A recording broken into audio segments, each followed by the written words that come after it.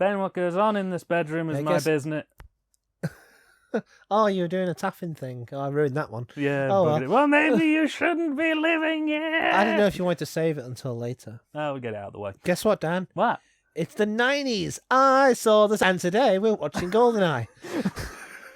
I've got some pugs and I'm eating pure, unfiltered You're eating sugar. Dr. Pepper. I'm eating pure, raw Dr. Pepper. Yes. As God intended. Oh. I don't mind the taste.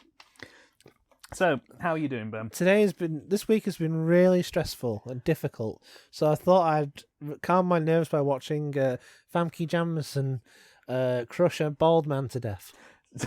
So we're playing Goldeneye on the Nintendo 64. Yes, this is a Let's Play stroke commentary, which I guess would just be a Let's Play, really, wouldn't it? Yeah. And we're watching Goldeneye. We're back on the Bond. We're with Pierce Brosnan. Goldeneye. We're with Mr. Pierce Brosnan. Goldeneye. Goldeneye. That's what my dad says. Whenever he talks about this film, he has to lapse into it. It's basically UK law that he has to lapse into a Tina Turner impression and go, Goldeneye. It's my favourite film, Goldeneye. Goldeneye. It's a £10 fine. Yeah. Getting my mileage out of that one. We're on the final stretch. I'd say we're at the penultimate stretch for classic Bond. Would you? Yeah, maybe this iteration of Bond. I mean, I know you're very.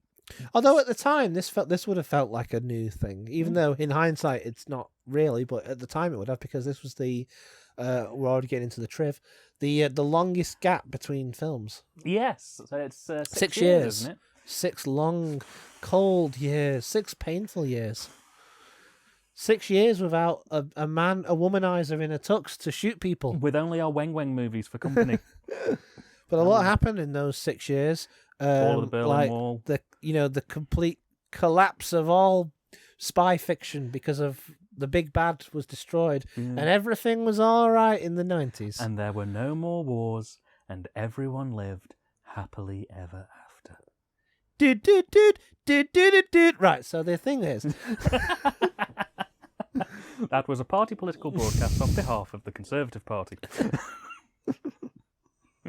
We'll get the film started and then we'll chat through. So we're on a black screen. We are queued up, and we're going to hit play on Goldeneye. Let's get this sexy thing going. 3, 2, 1. Then maybe you shouldn't be living here. He did the meme. Roll. I'm going to do what I always do and synchronize. Second roll. Everyone good? Everyone gravy? We're all synced up. Great. I'm going to move the remote control well out of the way so that I don't end up accidentally doing This annoys me on the Blu-ray, right? Yeah. They've got the old United Artists music, but the new logo. It creates a disconnect in my brain. I don't like it. It's disconnect. It's discordance. It's not as good as the old United Artists logo from License to Kill. No, but none of these Blu-rays have the old 90s one on, which I like. And this is the first CGI in a Bond film. Oh, wow. Look at that. Blood trickles down. Big fancy gun barrel. First little bit of CGI. It's good, isn't it? Yeah, it's not bad looking for the time. Quite well. Yeah. And then we cut to Moscow. Well, not Moscow, but it's Russia, which is another first, which is weird for this series, but this is the first time Bond has gone to Russia. Was he not in Russia and From Russia with Love? No, he was in Istanbul. Oh, not Constantinople. Yes. You have slept since then, so I can understand. It's been about a week. Yeah. Yeah. So I don't think that's Pierce Brosnan. No, that's not the Bronhorn. Yes, that is Stuntman. I want to say not Vic Armstrong. The chap who's about to launch himself off this building, which is still makes me a bit sick to see. It's probably one of my favourite parts of the end of the first level of Goldeneye. Yeah. Oh, yeah. It's in the game, isn't it? Yeah. you do this bit in the training level. I guess we'll be touching on the game at various points. Well, I actually bought the cartridge out of cold storage for us to play after we watched this film. Yes. So we'll be doing plenty of 2-player on that. It's very clear it's not Pierce in that shot, but I suppose at the time it wouldn't have mattered because, Maybe they were still trying to sell people on. That is. I mean, look, it's so impressive. It's so cool that a man can do that, but it just makes me feel so. That bit makes me sick when it buckles and he falls down. Yeah, I know he's probably done it 25,000 times, but still, all it takes is one snap. And we cut from that to not a process shot there. Well, Ben, maybe they were trying to convince people that that Timothy Timbo Dalton hadn't left. Well, yeah, I mean, but unless you've... That would only work if you've not read any newspapers or television in over the period of 1993 to 1995. That is true. But then again, they did try that with The Living Daylights, didn't they? Because they had that intro where they had 3 different agents and you had to kind of guess which one was going to be Bond. It's just like a fun thing. But I don't see the point of doing that, to be honest, because it's like, we all know it's not like to keep it secret until you go to the cinema. I think that would be next to impossible. And you can always tell like who that is by the silhouette. Pierce has got a very recognisable frame. Yes. I'm very surprised. Is that a weird thing to say? Well... And now we have Spider-Man. They're going to kiss like in Spider-Man. It was a very Roger Moore line. That's the thing, see, like, at the time, this film isn't quite the sort of breakaway from the old guard it thinks it is. It leans a lot into Roger Moore level campiness in parts. See, this is the thing. Not all the way through, but in parts. Well, this is the thing. I mean, this is one of the films I saw growing up. This is one of the Bond films I had seen before. Yeah. And I haven't seen a lot of them, but this was one of them. And having now seen all of them up to this point, whereas I really enjoyed it as a kid, watching it now, it just seems to like me to be like Bond's greatest hits almost. Well, you're not wrong, but I'm not disagreeing with you that it is a greatest hits show.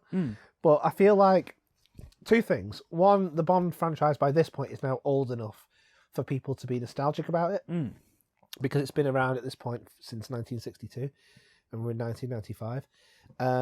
And I think because of the gap between the sort of the last one and this, maybe they felt they had to sort of, you know, win the audience back. Win crowd back. So this was not the time to get experimental and weird. This was the time to just go balls out and just make a very Bondy... If that makes sense, a very Bondy Bond. That sounds very much like Ringo Starr could deliver it very well. Yeah. A very Bondy Bond movie. Yeah. I mean, Tim Dalton, I think we touched on this on the last one. They wanted Tim Dalton to come back and do Goldeneye. But I think like Cubby Broccoli said they wanted to redo his contract, so it's like recontract him to like 3 more. But Dalton only wanted to do 1, and then he thought, yeah, you know what, forget it. Yeah. I don't want to give I want to do other stuff. I don't want to give another chunk of my life to this again. But there's Sean Bean. I have a Sean Bean story. Oh yeah. My mother and father, I don't think I was alive. Maybe she was pregnant with me, but they were walking through Heaton Park in Manchester, and they saw Sean Bean walking around with his family. Oh, and right. Sean Bean at this time was very, very famous because he was in Sharp, which, for all you older kids out there, very popular ITV show at the time. Oh, I recall. And he had a very thick accent in that show. Yes, but he was sort of he was like a household name because of that for a while. And my dad, they both saw him, and my dad was sort of like trying to play it cool. He was like, "There's Sean Bean over there. Just," he was like, "just keep your head down. Don't say anything. Just let him get on." And my mum instantly goes, "Sean! Sean, oh my God! You're so great, Sean. I love you. How are you doing?" When she told me that story, she never recounted to me what Mr. Bean's reaction was. I like to think it was just, all right. Visible confusion. Visible contempt. God. Which is understandable. Oh, yeah. I can believe it. See, we're getting to the point now where the Bond series can be self-referential. Like, that bit is like, "Come out of your hands above your heads," and Pierce goes, "How original." We're at the point now where the Bond series can get meta. I'm still trying to debate, though, are they all supposed to be the same Bond at this point? Yeah. Or What do you mean? Well, like, is Roger supposed to be Pierce and is Dalton supposed to be Pierce? It's all one man. It's all one man, but just very, very different. He must be 86 by now, though. Yeah. This doesn't make sense, by the way. As a spoiler alert, Bond's mate is going to betray him. Oh. Ben, why did you... film just started, man. Just spoiled it Next for you're our gonna audience. Next you're going to tell me that Darth Vader's Luke's uncle. The boat sinks in Titanic. Spoiler alert, the boat sinks. But, like, I can kind of... It doesn't make sense, right? Because he pretends to shoot him in the head. But you could say, oh, well, maybe he's using blanks. But in a minute, Oromov is going to shoot one of his own men. Mm. You can't have a gun loaded with both blanks and bullets, can you? Well, no. But I don't know. Maybe you can have, because the way that blanks work is that they're basically bullets that don't have like gunpowder in them. Right. So when you pull the trigger, it still flashes, but you just don't get the actual combustion that makes the bullet go out the chamber. Yeah. You could probably put a blank in with some live rounds, but You know so much about guns. Is that because all your friends are American? yeah, it's because I have a predominantly American audience. They all tell me all of this stuff whether I want to or not. They've taught you so much about weaponry.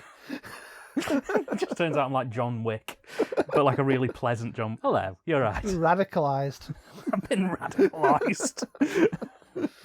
Oh. Yeah, I used to like Cadbury's chocolate, but now I'm into Reese's. Oh no. Get fucked. You can fuck off with your Hershey's as well. Anyway, all that aside, this is a cracking opening sequence, in my opinion. IMO, this is a cracking opening sequence. I mean, it's got basically every ingredient you want. You were talking a minute ago about playing it safe. Mm. I mean, yeah, it's playing it safe, but I mean, that doesn't mean it's bad. No, not at all. doesn't mean it's boring. No, not at all. Far from it. I agree. The only thing it needed was him pulling a bird at the end. Can you imagine? Oh, and Patti LaBelle for the end credits. That would have worked brilliantly. Can you imagine, like, in a minute when he gets in the plane, there's just, like, inexplicably a woman in the plane. Yeah. Just in the back looking terrified. Another happy landing, Mr. Bond? And he can say something like, well, I always aim high. And then they start, dun, dun. And then they start getting off. Dun, dun, dun, dun. And it kind of does that, what is his name? Morris, what's his face? Morris Binder. Yeah, Morris Binder thing where it sort of like transfers across to the intro titles. And or he could have said, well, you know me, it's just plain sailing from here. Well, it looks like somebody's joining the Mile High Club. That's not a pun. That's just him saying, we're going to have sex on this plane now. Yeah. Yeah, but the 8-year-old in me will never think this isn't cool. When he jumps off a building on a motorbike, skydives off the bike into a plane. Needed more Union Jack parachutes. And he's plummeting to the ground, and you think, "Oh God, James Bond is going to die. He's going to die." Yeah, there is a little echo Spy Who Loved Me, isn't there? Mm. Yeah, but Pierce finally got his big break after 4 failed attempts to get him in the role. He probably thought it's about pissing time.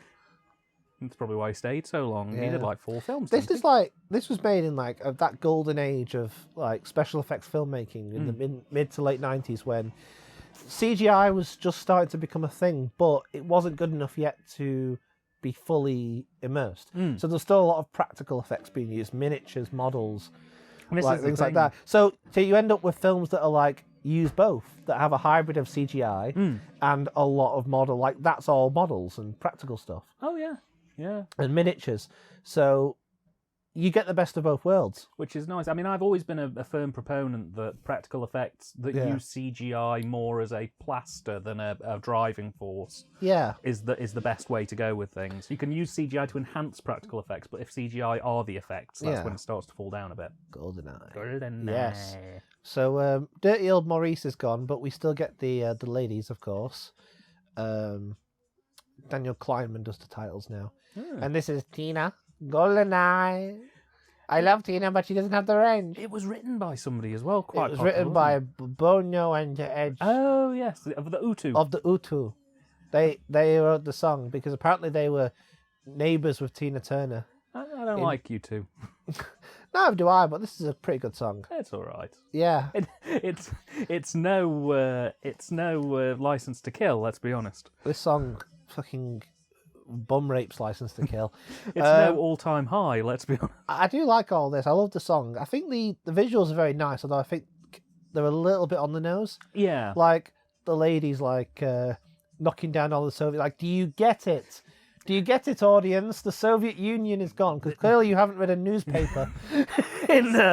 It's a step in the right direction. You might have missed it, audience. It was only the most important political event of the last 10 years. Okay, let me recap. So in 1925, Lenin took over Russia. It's just unlike a YouTube video in 1985. It gives the whole potted history, like, so there was the Russian Revolution in 1917, and then the Bolsheviks took over. And... I mean, I like it. I think it's a step in the right direction because, like I say, the previous efforts, it was basically just women in front of a black sound stage with lasers. And I will say this as well for these titles, is like, they are a bit on the nose, but I think for the first time in ages, maybe ever, the titles are actually like, they're trying to give them a thematic link to the film. Yeah. Oh, yeah. because the film is about Bond dealing in that post USSR world. So, so fair enough. Yeah. And the titles will try and do that for going forward with varying degrees of success. Oh, yeah. But I'd say this one's pretty good. I think it works quite well. It does the job. It was produced by Nelly Hooper. He did a lot of stuff with Massive Attack and other people. Bjork. Blimey, everybody's in on this one. I'm in it. Yeah. Yeah. I have a very brief screen grab. If you pause it one frame, I'm in it. Wonder what Russians made of this opening sequence. They actually reshot it for the Russian audiences. It's them destroying American flags. Pissing on the Lincoln statue. Yeah. Yeah. Blowing up Mount Rushmore. Oh, Aston Martin, remember that, kids? They brought that thing back that was in a film that I remember once. Yeah. That's the caption that you didn't read on your first viewing, even though it's like right there. Yeah. We're in the future now, Dan. It's because it's in yellow. You can't see yellow. Why are you a snake? I'm colourblind. Are you a bear? Yes. Yellow is my natural fear colour. Yeah. But, you know what I mean? It's like, look, Aston Martin, remember that? Hey, you're still Bond. Drive the car. He's got a lady in the car with him as well. Lady in the car. I always thought this would have been better if it was Moneypenny. Yes, I did too. Actually. It's like in this part, you probably couldn't have had the ending where he gets off with her, but no, it would have been still good. Yeah. Oh yeah, it could have worked. She has some. All I love is like there's something very odd about this really like well-directed, cool car chase bit, and then every now and then he cuts to going, ooh, oh my. Personally, I think it would have only been improved if Desmond Llewellyn was the passenger in the car. Yeah, but you say that about every other scene. Yes. And I want every other film. And I want Desmond Llewellyn to also be the driver in the other car. Actually, to be fair, Desmond Llewellyn, if it was Q, he probably would have been encouraging Bond to use all the gadgets and stuff. He wouldn't have been freaking out. Fire the missiles, Bond! End credits. Aim for the tractor! He pushes a button, it like go gadgets, and the wheels go right up, and it just goes up and over the tractor. Q, we appear to be coming up to some cyclists. Take them down. He pushes a button, an oil slick comes out. They all go flying. Oh dear. When he hits a cyclist, but he's still speeding, so Q goes, "Oh shit!" Hits a button, the ejector seat launches him out. Oh dear.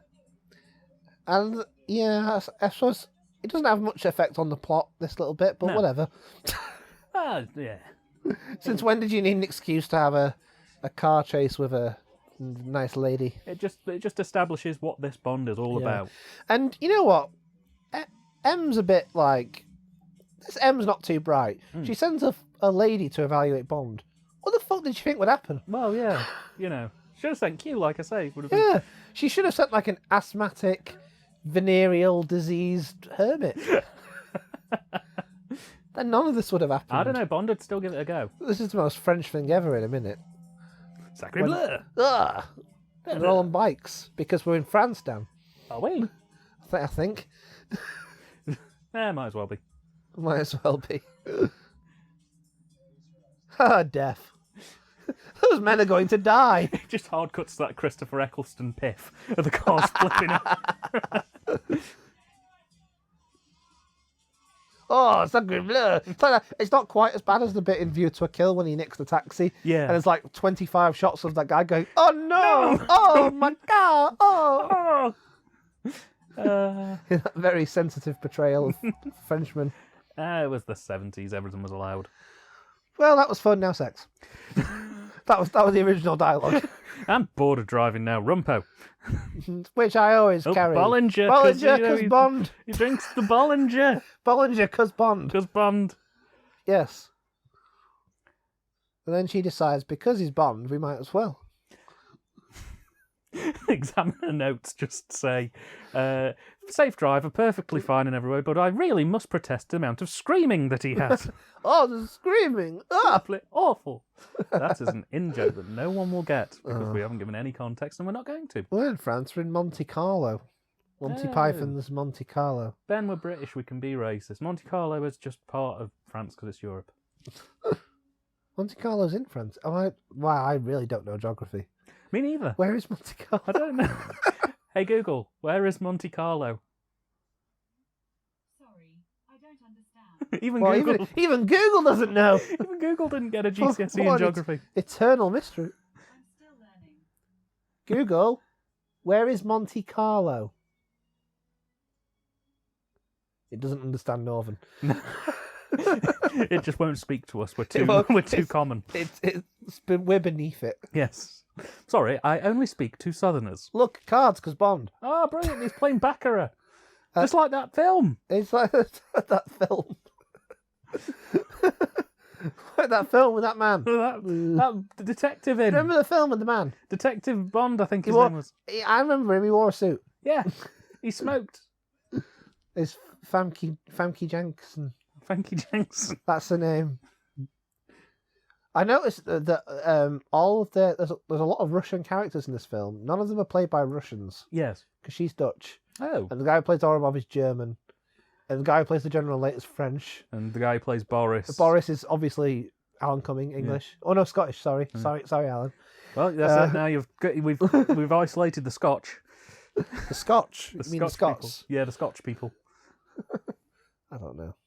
7. It's been a long week. It has been a long week. Been dealing with a lot of collaborations, and work's been a bit stressful. So it's Roger Moore again. With those, every single line it has to be a cock joke. Yes. One rises to meet the challenge. I'm talking about my cock inside you. Later. We can't have that anymore, Dan. This is the 90s. I've been kissed from it. So here we are in the casino. Hashtag lads as lads. Hashtag FHM generation. This is the loaded generation. Oh great, I can't wait for the Nuts magazine era of Bond. Free lines on the shot. I've bought a pint and I've bought a pint for my pint. Pints, lads, lads. The camera just pans over as your carling, sir? Yeah. Ah, thank you. Cuts back to the woman and it's slowly zooming in on her breasts. Slowly throughout the whole scene. From a 12-pack from Morrison's? Of course, sir. As per your request. And belief? Ah, excellent. So much better than drum. Bud Light? Bud Light? Fuck that shit. I need that to watch the Super Bowl. We're having a lock-in later. Are you coming?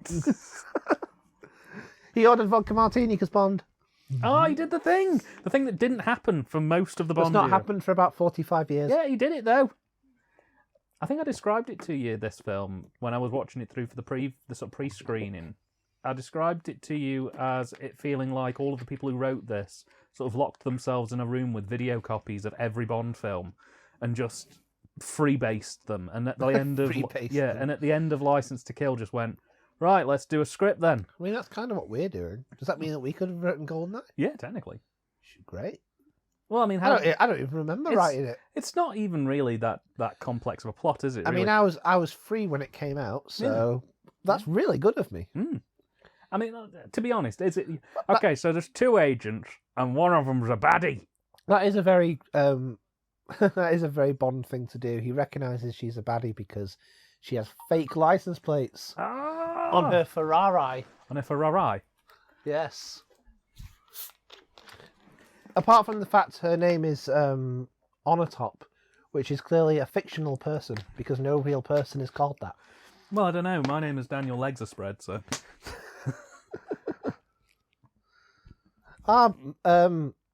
Mimes, cause Bond. Oh, don't you see? It's a reference to Octopussy, where he dresses as a clown.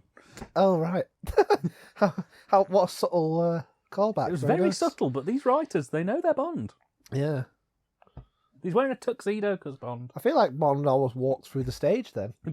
just walks through the performance. Out of my way, you twat. Just shoves one of the performers clean over to go. I've got ladies to look at through binoculars. I'm perving, leave me be. Perving, leave me be. This Bond would listen to the Beatles. This Bond would listen to the Beatles without earmuffs. Mm.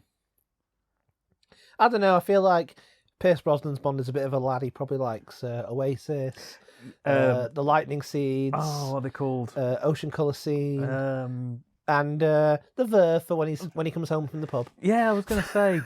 He's the kind of person who'd get up and play. And, he sits there with his on his 6 pint of Foster's going, the drugs don't work. Whenever karaoke. Tell it, Richard. Whenever karaoke gets on, he always puts on Chumbawamba.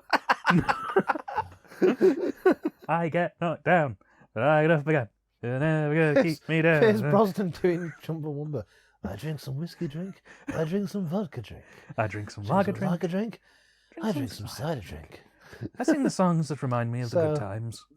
He uses Google Perv to check out Xenia. Oh, Google Perv, I have a subscription to that. It's great.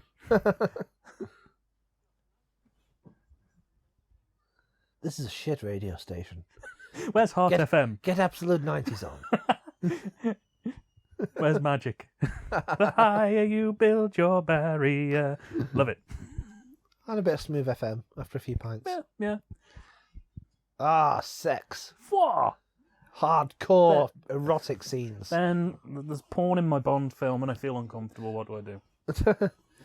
I don't know. I don't think I'd enjoy it. Oh, what am I saying? Of course I'd enjoy it. It's all the biting. This lady is making my tummy feel funny, Ben. What do I do? Love me, Yates. Whatever you want. Your Yates, I'm sure they're lovely. Yeah, sure. Why not? It's very gratuitous. I feel very uncomfortable. I mean, I've had sex at some point in my life. I don't remember it being like this, though. I don't remember it being that fun. No. I mean, there are worse ways to go. Yeah, I mean, maybe we're just not doing it right. Yeah. I mean, he cries with pain, she with pleasure. What a great subtitle. Freeze frame that. We'll get that channel. That'll be my channel art from now on. She literally comes at the idea of people dying. What a great villain. Love it. I think it was Divine in John Waters' films who said, do you think murder should be legal? He goes, murder turns me on, it makes me come. This would be a less memorable film if Divine played Xenia on the top. No, it would be a much more memorable film. I suppose. In many ways. Come here! A bit later where they're in the sauna. The background music is Eartha Kitt. Towel! The background music is Eartha Kitt, Cha-Cha Heels. The latest is from Q Branch. It's called a towel. Pay attention, Bond. A simple towel, but when wrapped in this thing, it's a noose. Here we go.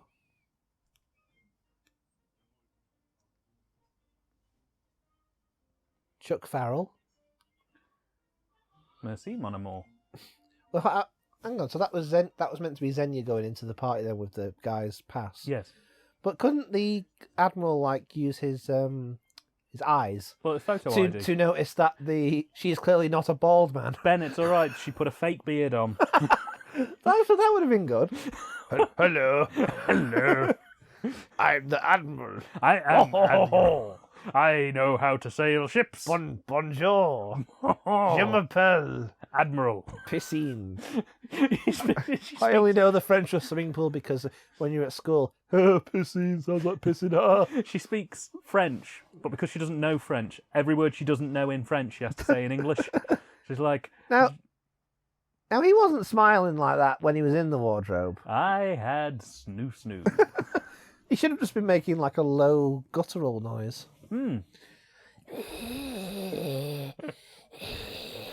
Okay, somebody take that caption of the dead guy smiling. I want a caption on it saying, doesn't matter, still had sex. That'll be great. We'll put that online. I'm sure there's a meme somewhere. Get 1 million likes. The Tizer helicopter. Oh, I've got the eyes because I like in the Tizer. That's what it's called. It's powered on pure sugar. It's resistant to radio jamming. That's what we did in the 90s. We jammed shit. That was what we did. Hello, boys. Just imagining Divine in every scene now. How tough are you? She shot them. That's illegal. Oh, she's gonna get a hell of a time out. she's a bad one. She's a naughty lady. How come she didn't come then? Well, I almost said she doesn't want to mix business. See, Monte Carlo is in France. Look, French flag. We're not thick after all. Yeah, but I've got a French flag outside. We're not French. You don't have a French flag outside. That's what you think. Well, I don't have to think. I can look with my eyes. Like that Admiral failed to do. Admiral, that ID had a beard on it. Yeah, and Didn't Tiger Electronics make crappy consoles in the early 90s? Are they also responsible for this helicopter? Yes. Oh. They did all the special effects with this one. The new Russian weapon developed by Atari. Oh God! Stop her! She's supposed to die. The Commodore Eye. Just bursts into flames the minute it takes off. Oh, doggies. Ah, hello. I think films do that every now and then, just to like get the audience going. Oh, dogs. Ah, space weapons. Space dogs. I want space weapons. I want space dogs. Can we put the dogs in space with the weapons? No, because they would die. Oh, that's not good. Because there is no oxygen in space. Yes, there is. Okay, sure, whatever. Yay! There's oxygen in space. Brill, I'm going there next week. You can step out of a rocket and be fine. You just float. It's a bit cold though. Yeah. This is something we don't see often. Like, they actually make our Bond girl character. They give her a character. Which is nice. Yeah. I like it.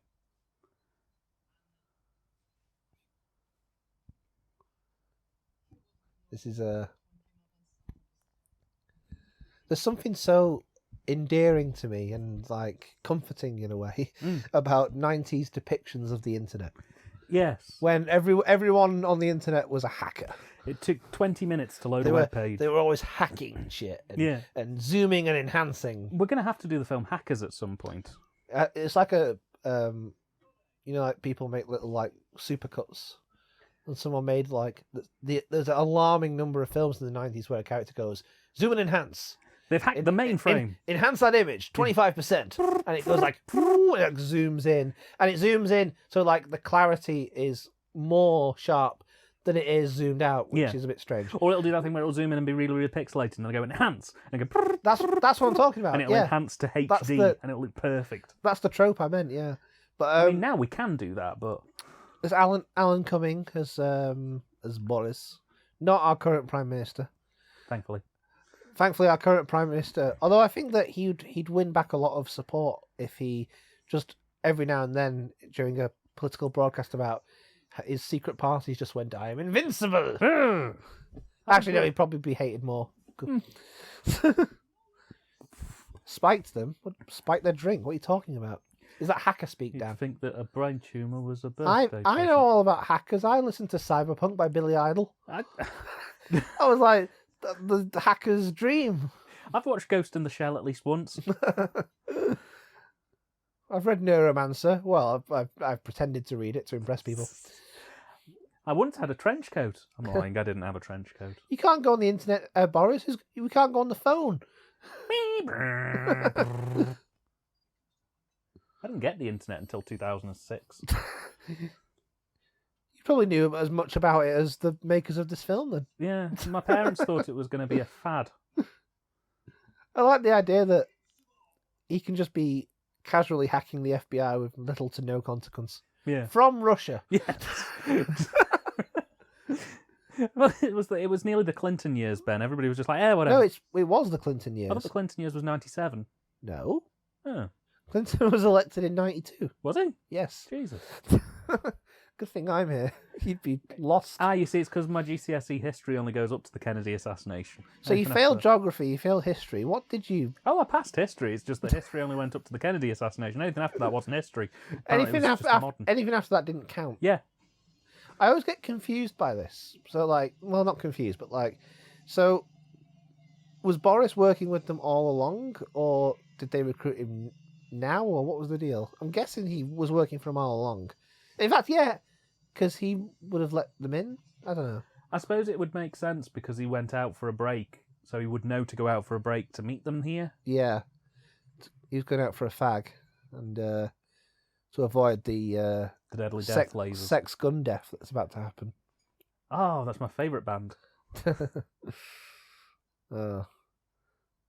I'm going to pass a law into UK law that says that'd be a good name for a band. Jokes must cease immediately. We're ending this now. Is that the second bit of CGI in a Bond film? That little squiggle thing? Yes. Well, I think didn't we establish the first bit of CGI in a Bond film was in Octopus? He's been in everything. That actor. Mm. He's been in all things. And he's still in things now. Everything? Yeah. Was he in Matilda? He was in the Parent Trap with Lindsay Lohan. Oh, wow. And he's also in Brass Eye. Oh, wow. He's the wanking senator. Oh, wow. Do you remember that? Yeah. Originally they had the golden toe, but it didn't catch on as well. So. Several cords of reproductive mucus expelled rhythmically into the crowd. That's him. He's just one of those like character actors who you'll know all about this. Like those kind of actors where you just they're that guy actors. Oh, it's like Kevin Eldon almost. It's that guy. Yeah. Oh, I know that guy. And they're just in all things, but you just never get that big break. They never like star in anything. They're just it's that guy. So he's in that thing. It's the Goldeneye. I suppose we should mention that Goldeneye was the name of Ian Fleming's house in Jamaica, where he went to write the Bond books. Named after an operation when he was in the Secret Service. Oh. Yeah. But Ben, that doesn't look like his house. That looks like a card. Moans with pleasure. I like how he looks at her like, fucking hell. What the fuck? I mean, machine gun a whole room of people, fine, but, be dignified about it. Mm. Like, she actually came in her pantaloons with the idea of shooting all those people. It's terrible for her aim. Terrible for her aim. On the top, you didn't hit a single person. I know. All the screens are smashed, but there's no blood anywhere. I suppose this would have been the era when we were first learning what an EMP was. I guess this ties into that. The idea that, like, if a nuclear weapon hits, it'll knock out all the electronics. Mm. I was trying to think whether View to a Kill had anything mentioned about EMPs in it, but I don't think it did. Well, I know that he was talking about setting off an earthquake, but I don't know whether an EMP was a part of the plan, maybe, for that. I don't know. They were kind of making up View to a Kill as they went along. I mean, literally live as they went along. Yeah. A lot of the stunts were actually performed in the moment. Yeah, that's what I mean. Chicken. Chicken? I like Beef. chicken. Sausage. Fried rice. Chunky peanut butter. Oh, dear me. That'll work. And this is how she became Ratwoman. So apparently Russian response time is just as good as local buses. Oh, bro. If they can be arsed once an hour.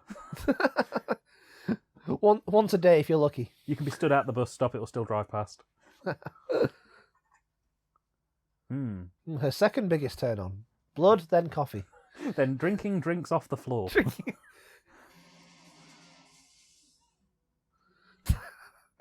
She didn't even shoot anyone, and she's still like, oh, sexy death. This woman is in the wrong profession, clearly.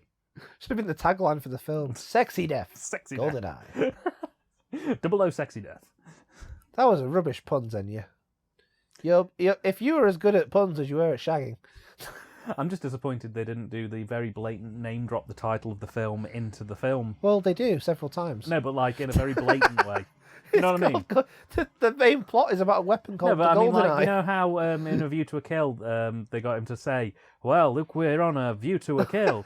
I wanted Pierce Brosnan to turn to the camera and go, well, it looks like you've got a golden eye. And then the other characters go, yeah. What? So anyway, the film carries on. The film carries on. I think that was the first time we saw the real MI6 building, which was used to this. Oh no, Moneypenny, you've regenerated again. You're not as good as the last one, I'll be honest, but you'll do. Got Caroline Bliss, who had, a total of 2 appearances. 4 minutes of screen time across the whole tenure? Pretty much.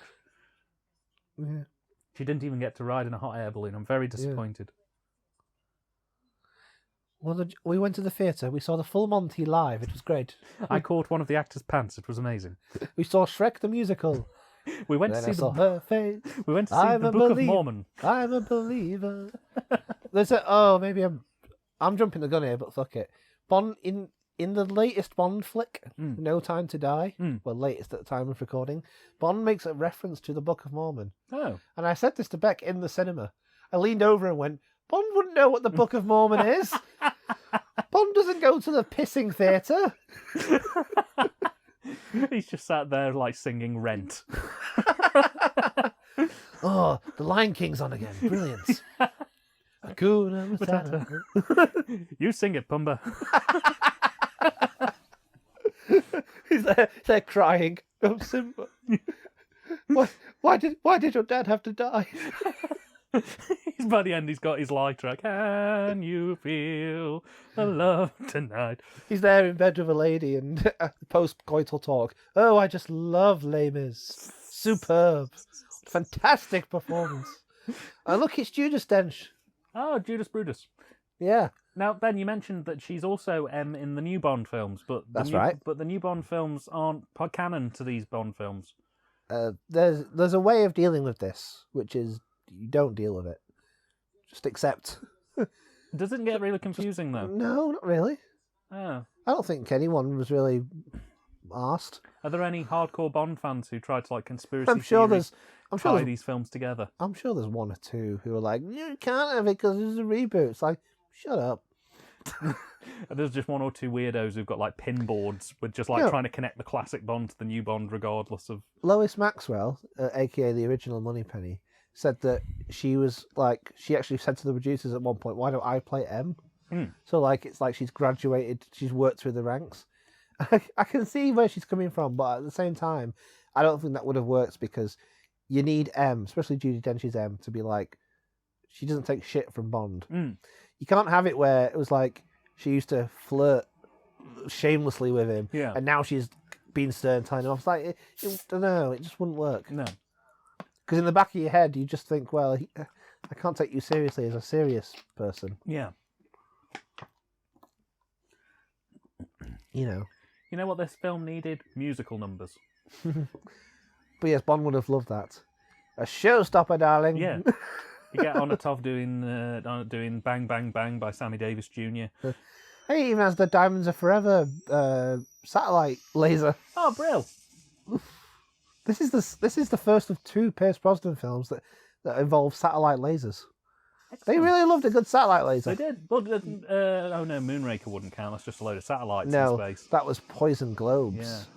Yeah. I'm sorry, Ben. Sure... I didn't know the difference between poison globes in space and space lasers. Yeah, I'm sure she'd survive that. Yeah. I'm sure she'd be fine. Just a taurocardia bit, but that's it. I mean, just hide under some stairs. Yeah, sorted.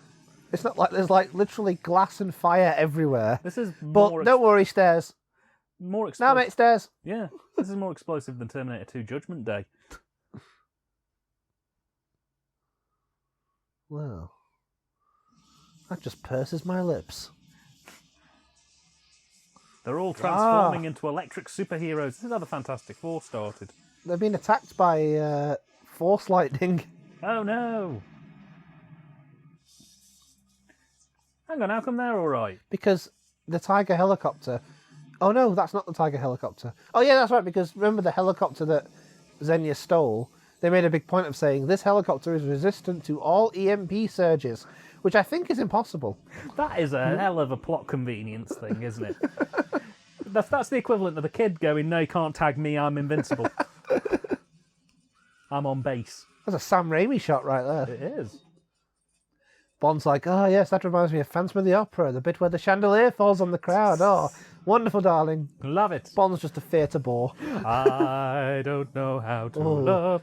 Get me some more white wine. Can you hear the people sing? Yeah, she'd be dead. Of course, Brosnan himself, Bronson, was in the musical Mamma Mia. Yes, so which is canon. Which is canon. He plays Bond in Mamma Mia. Yes. he's a great actor. Dreadful singer, but a good actor. He just simply doesn't have the range. Yeah.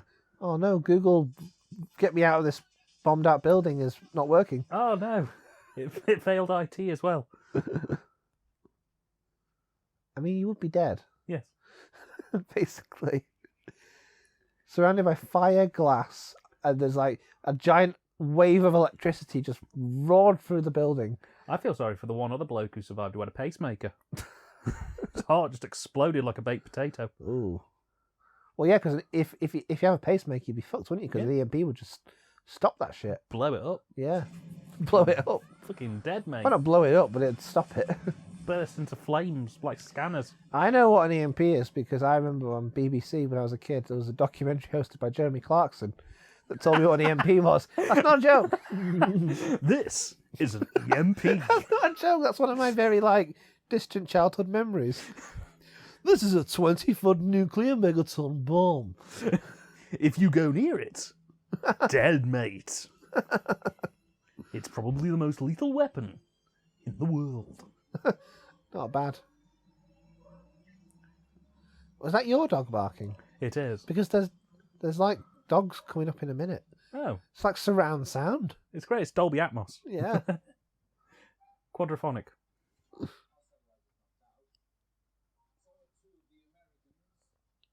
When he says knocked out, it just means drunk. Yeah. Well, that's what happens when you put Joe Don Baker on the bleed. You got to understand it, Dan. It was the 90s. So anyway, here's Bond in the control room. I see they're all using Windows 95 Plus. It would have been Windows 95. Mm. Well, at least they're not using the... Oh, no. We've downloaded Windows ME. It's saying we performed an illegal operation and must now shut down. Boo, boo, boo. There's one guy at the corner just playing Space Pinball. Or Space Cadet, whatever it was called. There's one person in the back who's still using Windows 3.0. Don't talk to him. He's not cool. He's downloading some porn. It's taking 2 days. Give me a minute, Em. I'm just trying to boost this up on Real Player. Why can no one get on the bloody phone? It's alright, I'm just updating Java Shockwave. Windows ME was the first Windows system to introduce Windows Movie Maker to the world. Oh, blimey. Just think, without Windows ME, Dan, we wouldn't have YouTube poops. Does this mean that in the next couple of films we're going to see Bond do like a Bond fan video in WMV format with a blue screen where James Bond is spelt wrong? So you think you could tell heaven from hell? Actually, no. If it was like an old style thing, it'd be like I've become so now I can hear you. All the pictures that flash up This in the computer clip. has performed an illegal operation and must now shut down. All the pictures that pop up in the montage are like 100 by 100 pixels. Yeah. And they've put that weird effect filter that just changes the colour from red to blue to green to amber and orange. It just flashes like disco lights. They got them from Ask Jeeves. Yes. They've downloaded an illegal plugin that lets them do strange transitions, but it's also given them a virus. I love Windows Movie Maker. I know where the Goldeneye is. We asked Jeeves. I know where the Goldeneye is. Up arse, mate. Got to find it, mate. You know, I had this image of when I was rewatching this, she sees the Huskies. Yeah. It cuts to her and she's got a fire and meat. Delicious. That's my sustenance covered. It just cuts back to her. She's got a whole dog on a spit roast, and she's just singing "I'm in the mood for dancing." Romance. Well, I guess you could say I had a hot dog. I'm so funny when no one else is around. I hate animals. I hate animals. Yeah. They find her in a week's time, and she looks like Leonardo DiCaprio in The Reverend. They established that M is carrying on from the previous role. Mm. But what if you don't like bourbon? Well, you'll fucking well drink it. She's the boss. Can you imagine? She says. What I like, this is this scene is really great. The back and forth between him and Judi Dench. Problem is, they try and do this scene in every other film now moving forward. Oh. But they never quite top this one. No. They never quite top the original. I'd have loved it if you'd have gone, drink? Yes, Panda Pop, please. What do you mean you don't have bubble gum? Well, Dan, every upper class management had whiskey in their cellar. It was the 90s. So here's Em and Bond in their meeting. Easy good. Like this bit where she basically says, "Fuck you, you're old." There's no room for you anymore. It's the 90s. So there's Bond drinking some bourbon. How did they rationalise the fact that Bond stopped a Cold War nuke in the 60s, but is here drinking bourbon in the 90s, given that 30 years has passed and he was clearly 40 in the 60s? I want something else to get me through this. I thought you Come on, Dan, it's the 90s. Chill out, have a lager. I thought you were going to do, I want it that way. Tell me why. Come on, Dan. It's the 90s. Chill out, have a lager. Oh, brilliant. I like lager. Lager. Oh, wait, hang on. It's the 90s? Have a line. White line. Bass. White. No. You'll be hearing from my corpse. St. Petersburg. That's St. Peter there. That guy. Brilliant. He's looking well. That guy on the left, that's St. Peter. Oh, yeah, I see him. Yeah. So, yeah, the first Bond film not only to actually have scenes in Russia, but to film in Russia, which must have been strange. Yeah. I mean, it's a bit odd given the worldwide circumstances that this is the film we've landed on at this exact moment in time. I guess so, but, you know, how we battle on. A snapshot of a forgotten world. Remember when things were fun, Ben? Do you remember when people had pages? They, remember Tab? You remember Tab? Do you remember Tango Still? No. When they just did a still version of Tango, they took the bubbles out of it. Do you remember Orbits? They were like Cadbury planets. It was a new, exciting era. The Berlin Wall had fallen, the USSR had been dissolved, and Noel's house party had just begun on BBC One Saturday night. Mr. Blobby. Oh, God. Now, imagine this scene with Mr. Blobby in it. That would be amazing. I have no basis or rationale for that thought. I just imagine it. Now, would he be in it with the actors? I don't mean in like one of the main speaking roles. Just sat at the table. Oh, I was expecting. And no one like draws any attention to him. Well, the question I was going to ask is: are they the actors or are they actually the people? And Mr. Blobby is there. So are they the actors playing the characters? Are they just acting in the scene? Yeah. Or are they the actual characters? Because if they're the actual characters and the back doors burst open and Mr. Blobby runs in and like pushes the table over and starts kicking the shit out of people. Kicking the shit out of Blobby, Blobby, Blobby. Yeah. And it's just like, what is going on? That would be really funny. Oh, I just had the thought of like, well, this scene goes on and we keep cutting to these old Russian generals. Yeah. And just Blobby's just sat at the table. Oh, no, I was imagining him just coming in and like destroying the place, like body slamming through the table. He picks up one of the generals and throws him out the window. They try and hit the alarm, but he smashes the alarm to pieces. So I think either version works. We'll make it. It'll be an extra on the Blu-ray. Yeah. For you with Blobby. The Blobby cut. The Blobby cut. He's just in every scene. And here's the only reason Dan watches these. Oh, I love this. It's the Q scene.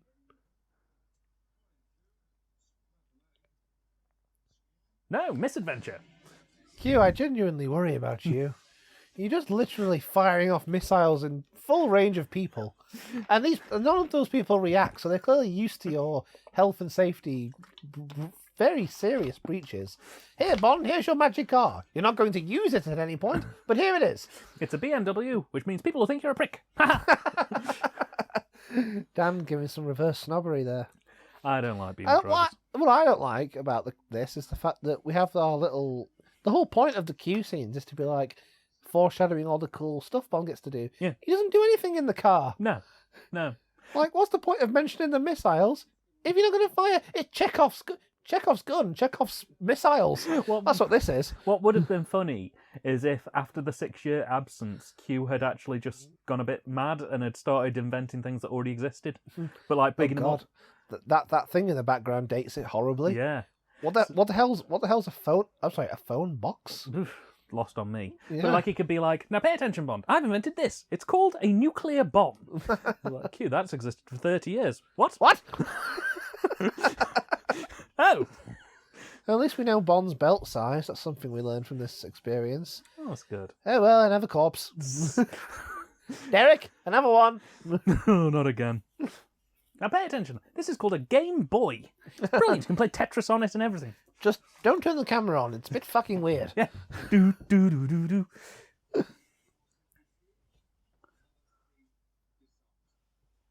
Cheers, mate. Oh, he's looking so old now.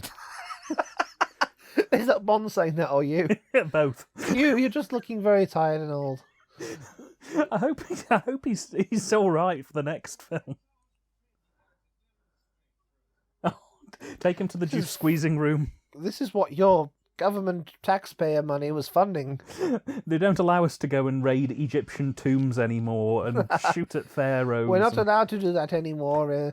It's the 90s. Let me be your fantasy. So here's Bond and Q. One night.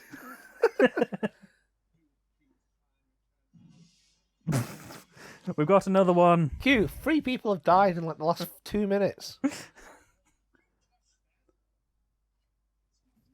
Eat fresh.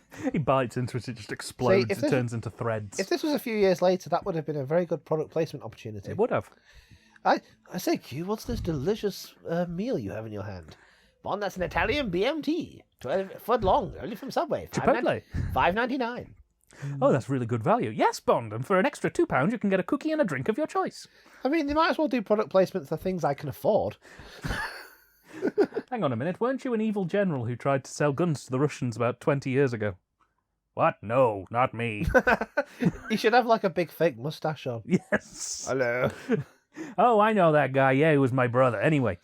It's odd that they recast him so like, he was only a villain 2 films ago. Yeah, and I guess they just liked him.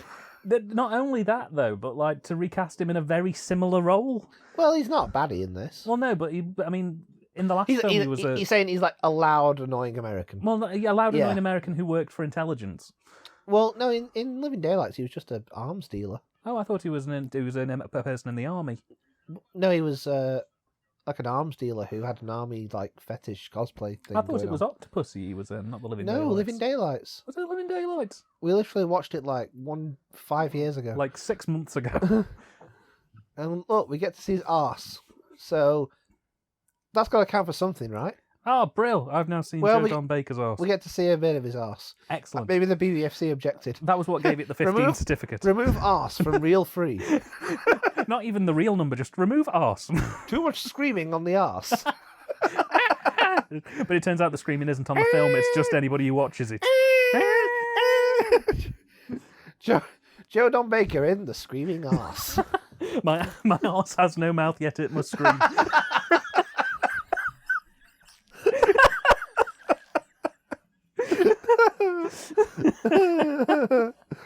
Oh dear. Shut up, Phil. Come on, Dan, you got to calm down. It's the 90s. Today was going to be there. So here's Bond and Joe Don Baker. Of course, Ben, I recognise it's the money, the 90s. Loads of money!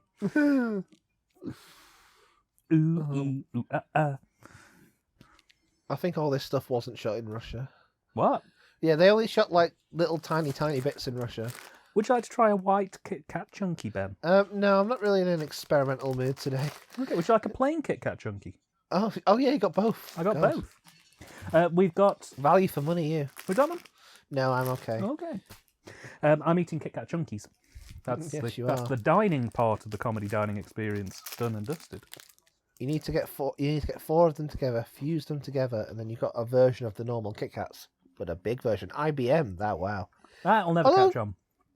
IBM's still around, isn't it? They're still big. I lost a pub quiz thanks to IBM. Oh. I'm not even gonna tell the anecdote. I'm just gonna let your imagination run wild. Okay, so basically, I was in a pub quiz, and the tiebreaker question, like, we tied exactly with another team. So the quizmaster was like, "Right, I'm gonna give you a question, and it's gonna be quick fire. First person who says it wins." And the question was like, "What does IBM stand for?" And I fucking bottled it. Intelligent, but I don't know. Intelligent business mechanics. Something like that. Hey Google, what does IBM stand for? International Business Machines Corporation. On the website Britannica.com, they say... All right, Google, chill out. International Business Machines. We just need to know. We don't need the extra detail. Don't need your fucking life story. A major share of the market. Shut the fuck up. Thank you. It just keeps going and going and going. Hey, look, they're talking on MSN Messenger. Oh, Brian, I hope they send a nudge to each other. Very welcome.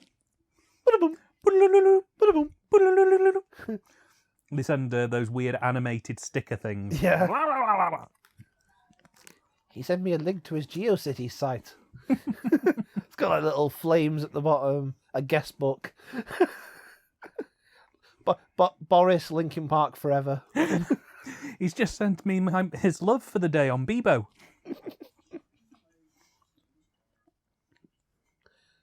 Yeah, I think they could only... I think I was reading that they can only shoot very, very limited windows in Russia because of the atmosphere was weird. The atmosphere was weird. Everyone on the crew had to have bodyguards. Oh. Yeah. Got to remember that in the 90s, after the USSR fell apart, and Russia was basically completely taken over by organised crime. Like, the oligarchs basically moved in and completely set up shop. And then one of them became the leader of Russia, and now look where we are. Yay! Oh, wait, no, that's bad. Boo! I suppose it's yay if you were him. Yeah. No, he'd be well up. I think that's what Putin does when he gets up in the morning. Hey! I'm a murdering bastard. Yay! You know, Vladimir Putin used to be in the KGB. Yeah, he Bond did. Could have fought him at one point. That would have been good. I'd watch that. Bond would he'd fight Bond like he fought that bear. It just turns into Moonraker again. And mano. It just turns into Moonraker again, and they jettison Putin into space. He just does that weird flying, spinning thing. There you go, world. If you're listening, you want to end this conflict? Put him in space. Put him in space. That's the answer to everything. But unfortunately, Putin, a small boy, was in the rocket with Putin by mistake. A spokesman said, "This is the one thing we didn't want to happen." Oh no, your specky friend has let you down. Oh no, we're gonna hear. Oh look, it's Robert the Train. It's Robert Hagrid Coltrane. That's his name, is it? Yes. This is a very ITV cast. It is. Robbie Coltrane, Samantha Bond. It makes sense. Sean that Bean. Played on ITV1 too, doesn't it? Yeah. I think that's why ITV bought the rights, because it's like, well, half our regulars are in these films now. Because like Robbie Coltrane was in Cracker. Yeah. Sean Bean was in Sharp, as I said. That's Minnie Driver. I think Remington Steele even played on ITV for a time. Probably. Although I don't think that's her voice. No. That is Minnie Driver. Oh. Brackets, tunelessly. Ace. That's not very nice. Yeah, Robbie Coltrane can't do a Russian accent. Well, he's a comedy joke character, so it's fine. He has a very strong Scottish accent that just keeps breaking through. Well, it's like I say, he's the comedy joke man, so it is fine. I saw him a while ago. He didn't look too well. In person? Mm. Where? How? He was. Why? It was at a train station. I didn't like go up to him or anything, but he was in a wheelchair being pushed by somebody. Really? He looked very ill. Yeah. Robbie Coltrane was in a wheelchair? Yeah. Why? Not very well. I don't know the insides and outsides. You don't know. He might have been method acting for a role. It could be. Maybe he's fine and can still eat as much Toblerone as he can fit in his face. But I liked Zukovsky. I wanted to see a spin-off of him. You know what I'm annoyed at? They recast Joe Don Baker when they had a perfectly good Sheriff J.R. Pepper waiting in the wings. Okay, so you'd have to explain why a sheriff was making international contact with MI6 in Russia? I'm glad you asked. So I bet you are. the last film he was in was The Man with the Golden Gun, which was early 70s. In the interim 12 years, he trained as hard as he could to rise After to the he ranks. broke out of the Taiwanese prison where he got arse raped every day for 12 years. Yes. So while he was awaiting public execution, he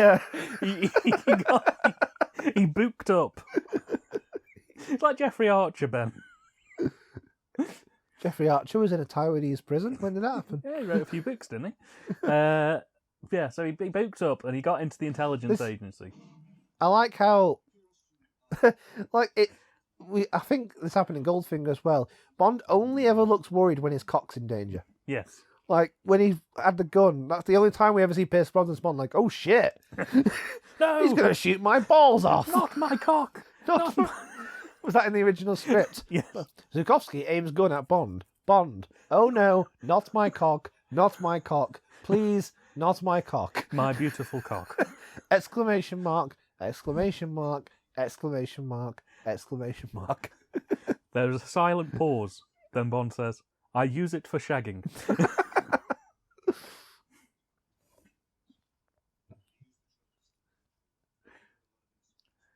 I mean, I'm surprised that Bond villains don't take advantage of that weakness more often. Well, yeah, I mean, like, Goldfinger was going to laser his balls off. That's the way to go. Take a leaf out of his book. Yeah. Take a leaf out of Ulrich's book. Got to chop off the ghoulies. Can you imagine Operation Chop Off Ghoulies. Can you imagine a sterilised Bond? Just turns up, all these women are like, oh, hey, James. He's like, yeah, I don't want, I'm not interested. That was if in this universe, if that was true, then the world would have been destroyed many years ago. He'd just be incredibly depressed, just sat on the sofa eating chocolate orange. Bond, you have to destroy the poison globe, or Drax is going to destroy the world. Don't want to. Look, the Man with the Golden Gun's on. that film I'm in. Yes. Do you remember me? Wasn't I great? Oh, your metafiction is odd. It's very strange. Well, all this happened in a week and a half, so... I feel like... I don't know. That looked like the same hotel in Monte Carlo. I wonder if they just reused the establishing shot. I love that blue water. It's so blue. I want to know where this spa is. I do. Before you say, well, it's a set on a soundstage.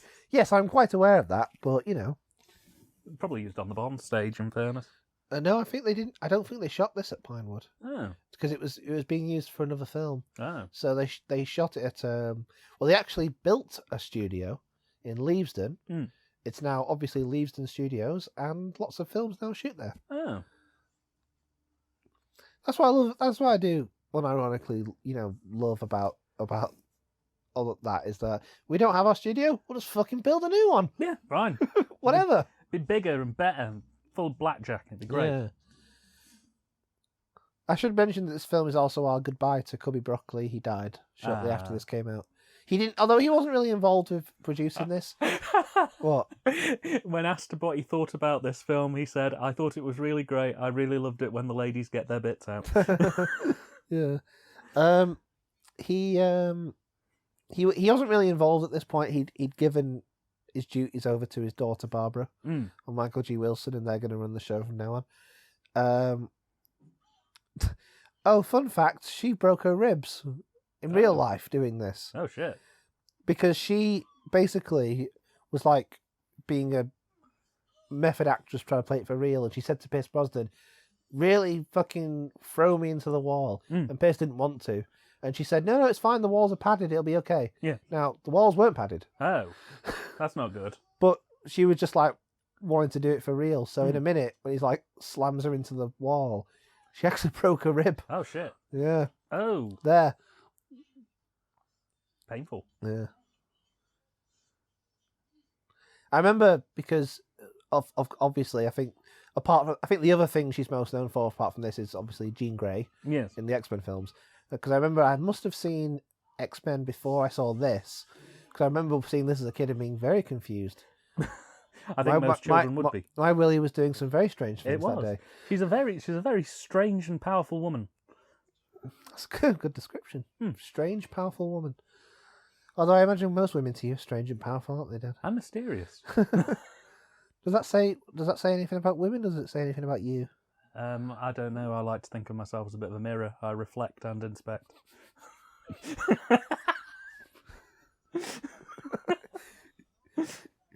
You make your own depressing comment, then you laugh psychotically at your own comment. You're an interesting guy. You really are. Yeah. Ah, he did a judo chop on her. Oh wait, no, that will happen for 2 years later. Is when we're gonna get Oh yeah. Yeah. Fun times. We'll have to do those as well. The Tiger Electronics helicopter available from all good stores. Available for $9.99. You can play ET on it. Oh, brill! Right, I'm sold. The video game crash of IT3 is now solved. In a parallel universe, Goldeneye didn't sell 50 million copies on the N64. Now, audience, you may not have figured out that this film is about the fall of the Soviet Union, so we're going to have this scene take place in a graveyard of statues of the former USSR. What? I think something really The bad. symbolism in this film is very, very subtle. Well, this is a new director as well, wasn't it? Martin Campbell, yes. Yeah.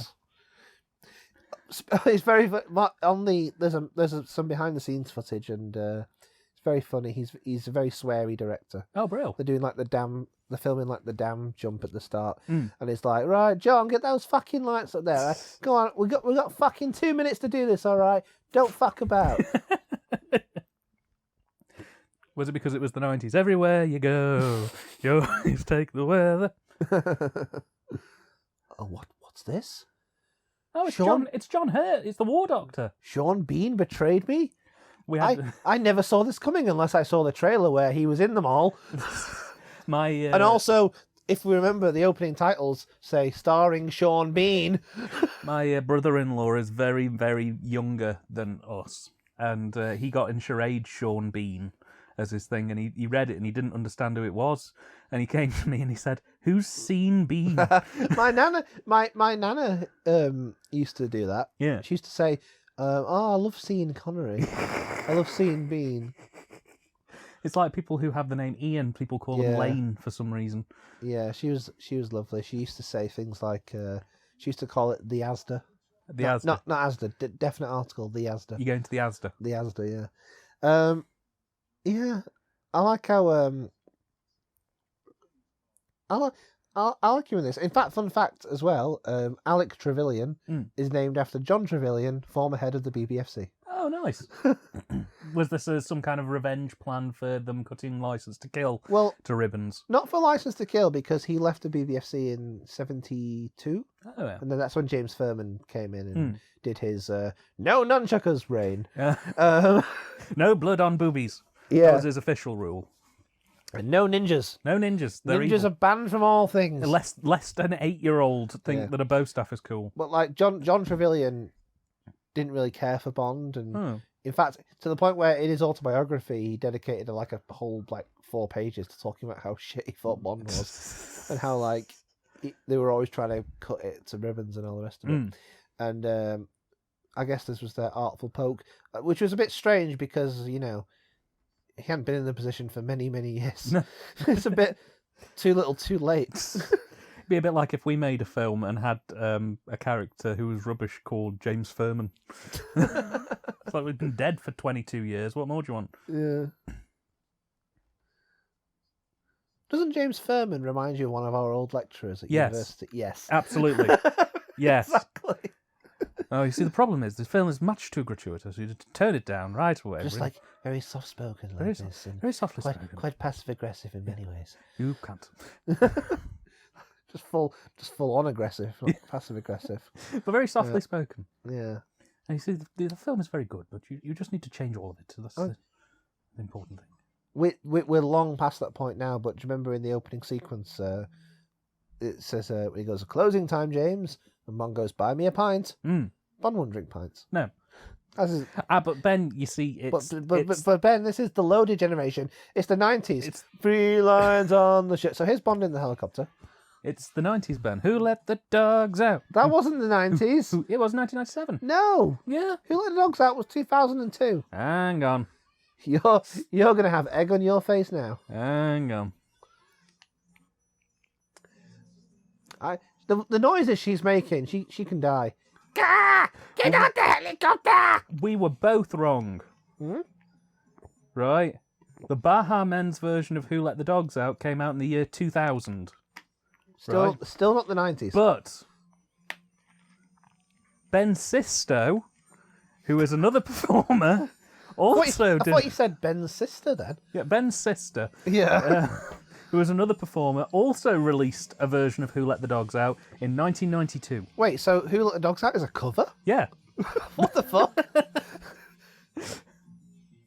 So we were both right.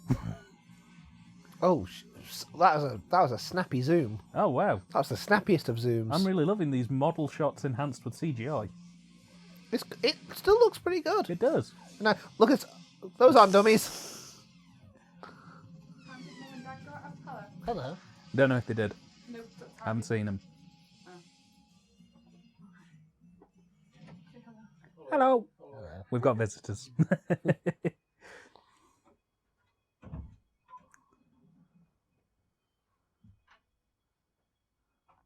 It's okay, Dan. It's okay, Dan. They landed safely. Ah, that's all right then. Unless you were expecting like the credits to roll now. That Tiger helicopter really went through some stuff. Got hit with electromagnets, missiles on it. That's really the emotional run through of the film. Is that helicopter? It reminds me a bit of that Kevin Smith story where he was asked to write a Superman film that had a giant spider. But like the entirety of this script just keeps coming back to, but we need to use the Tiger helicopter. That wasn't a very good pun, by the way, when Bond said, the things we do for frequent flyer mileage. Rubbish. Yeah, it's not great. It's no Roger Moore. Roger Moore actually turned up on the set one time because his son was the third assistant director. Oh, I thought he was going to say he did a John Pertwee and just sort of rocked up and said, I hear you're making a James Bond film and I hear I'm not involved. I demand to be in his tenders. But they were like, Roger, Timothy Dalton was in 2 films. What? What? I thought my phone had been quiet for 10 years. You seem to like it when people go, what? What? Yeah, well, his son was the third assistant director or something. Oh, right. And he popped down to visit. I think he did joke to the press because there was press there, and he was joking, saying "Oh, well, Pierce isn't working out, so they brought me back." Oh. This is weird as well. We're an hour in, and this is the first time Bond and the girl have met. Which is a bit weird for these. Spice World would have been being made around about now, wouldn't it? No. 98? 97? Something like that. Spice World was... No, so Spice World was shot in early 97.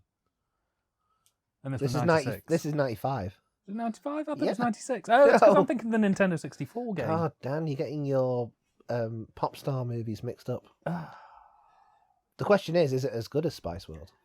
I'm going to put it on a par. I'm going to think about it, but the answer is no. I've spoken to my superiors. We've come to a conclusion. I had my manager sign this off. I misheard that as something else then. I think I'm still in my lads brain.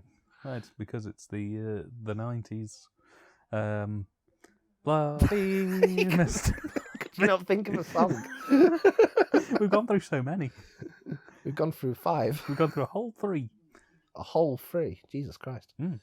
You could fit that on a whole cassette. Yeah. Yeah. Well, it was because it was the 90s. I need some love like I never need love before. Oh dear. Goodbye. It's Odd Job. Ah. See? All the references. All of them. Very perfectly coiffed beard. That should have been what Bond said. Oh, like your beard. Your beard is excellent. Oh, thank you. You may go. So this is more of that sort of meta shit I was on about.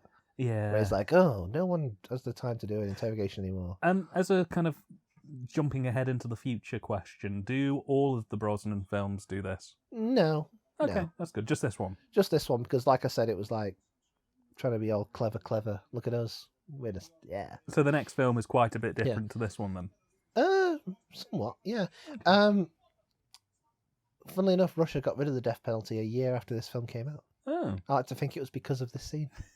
Well, it was some kind of Rocky IV style influence. If you know your history, you know that the Cold War was ended by Sylvester Stallone. Yeah. If everybody and his everybody. And his robot. I like to think that the Cold War was reignited by Tommy Wiseau's speech. It was reignited. It was so badly delivered that it just made them kick it all off again. Vladimir Putin watched the room and said, "We must reform the USSR." Yes. This man cannot be allowed to make Well, they do say films. that he's been planning like the Ukraine invasion for like 15, 20 years. Oh, yeah. So, feasible. Doesn't seem to be going very well. Generals, we must watch this film from the West. It's called The Room. I'll get the popcorn. They're all watching it in the Kremlin with like bunny slippers on and pajamas. One of them's doing another one's hair.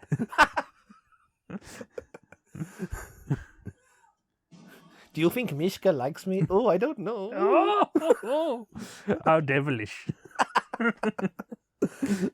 Oh dear. I'm sure this plan will work too. You just like murdered a Russian general, a defense minister. So like, you're not even a general. It's like an actual government agent member, whatever. I'm sure that nothing bad will happen to this person.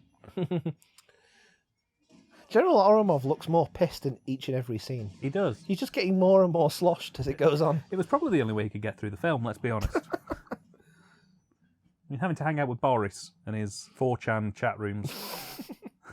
If you do know if like in an alternate world where Boris survived the events of this film, he'd have been like a professional like 4chan level troll. Oh yeah. He'd have been sort of border incel, right wing, Petersonian. He'd have been storming the Capitol. Yeah. He'd have like a Q t-shirt on. Yeah. What a picture of Look a picture of Desmond Llewellyn on it. He's part of QAnon. Look at the 7 scrolls. I'm invincible. Do you not see? Through the power of the love of jam trousers, we can all be united. Oh no, the power of books. Bond, This action film has a meaning. The power of education will save us all. Ah, you see, Bond, you are a radical leftist. You would not understand. A radical what? I think Bond would be the furthest thing in the world from a radical leftist. But that is the thing. They'd accuse him of it. Why not?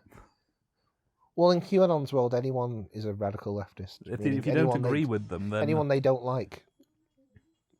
This QAnon thing makes perfect sense to me. Well, they see like George Bush as like to the left of them, which says it all.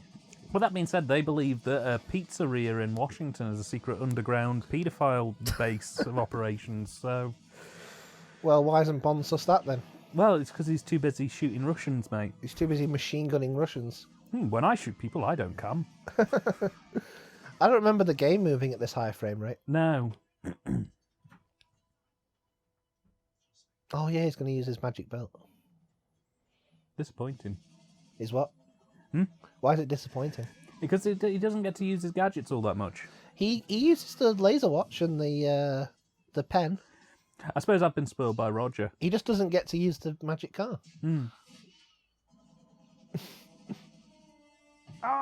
Judo kick. Judo smash through window. I must escape more dramatically, sir. Dramatically. No cuts, no bruises, straight through. Yeah, that is a bit like... Okay, he might survive it, but he'd be fucking covered in shit. Oh, yeah. And he wouldn't be able to just run around. No. Dan, I think we've established that Bond is a Superman. Wait for it. I don't want to wait for it. I want you to fast forward to that specific bit. We all know the bit that's coming up.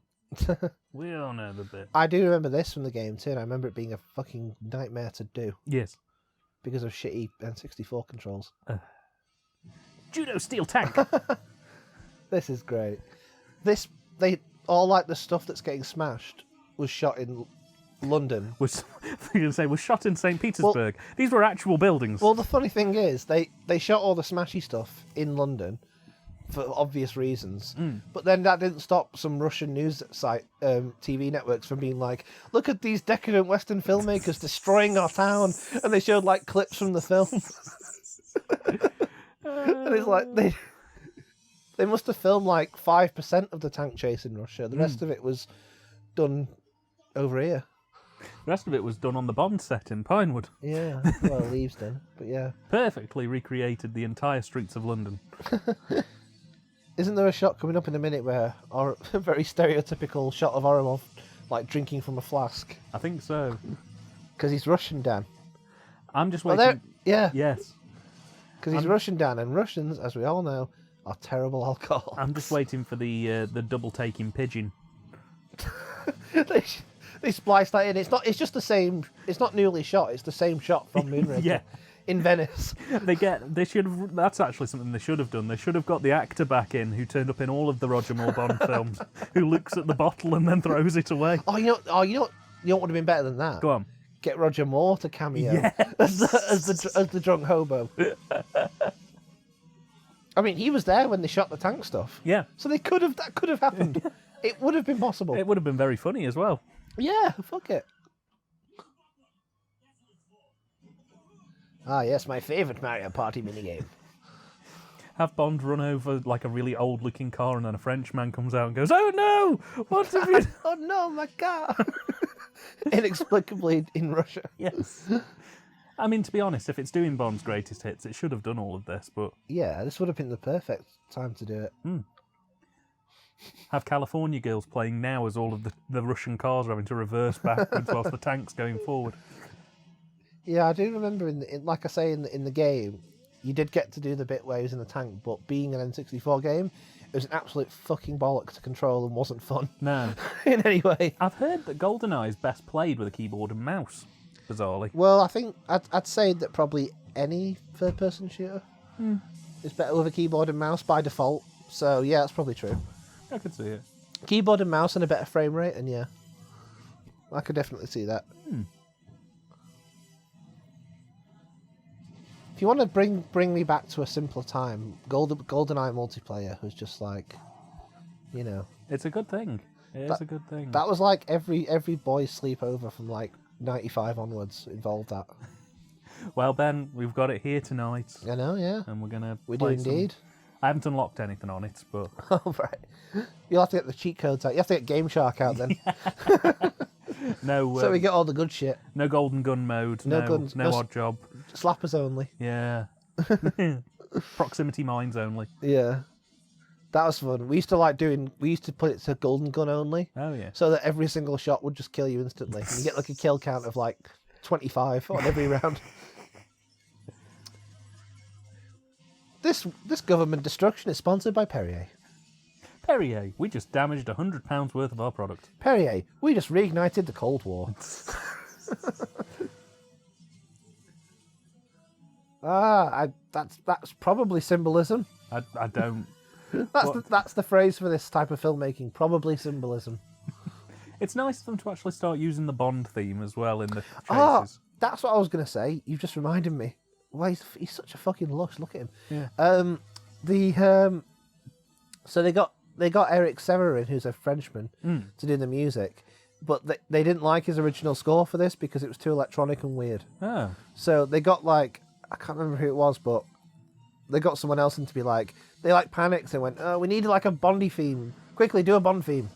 So that's what this tank chase is from. Oh. Like the rescoring sessions.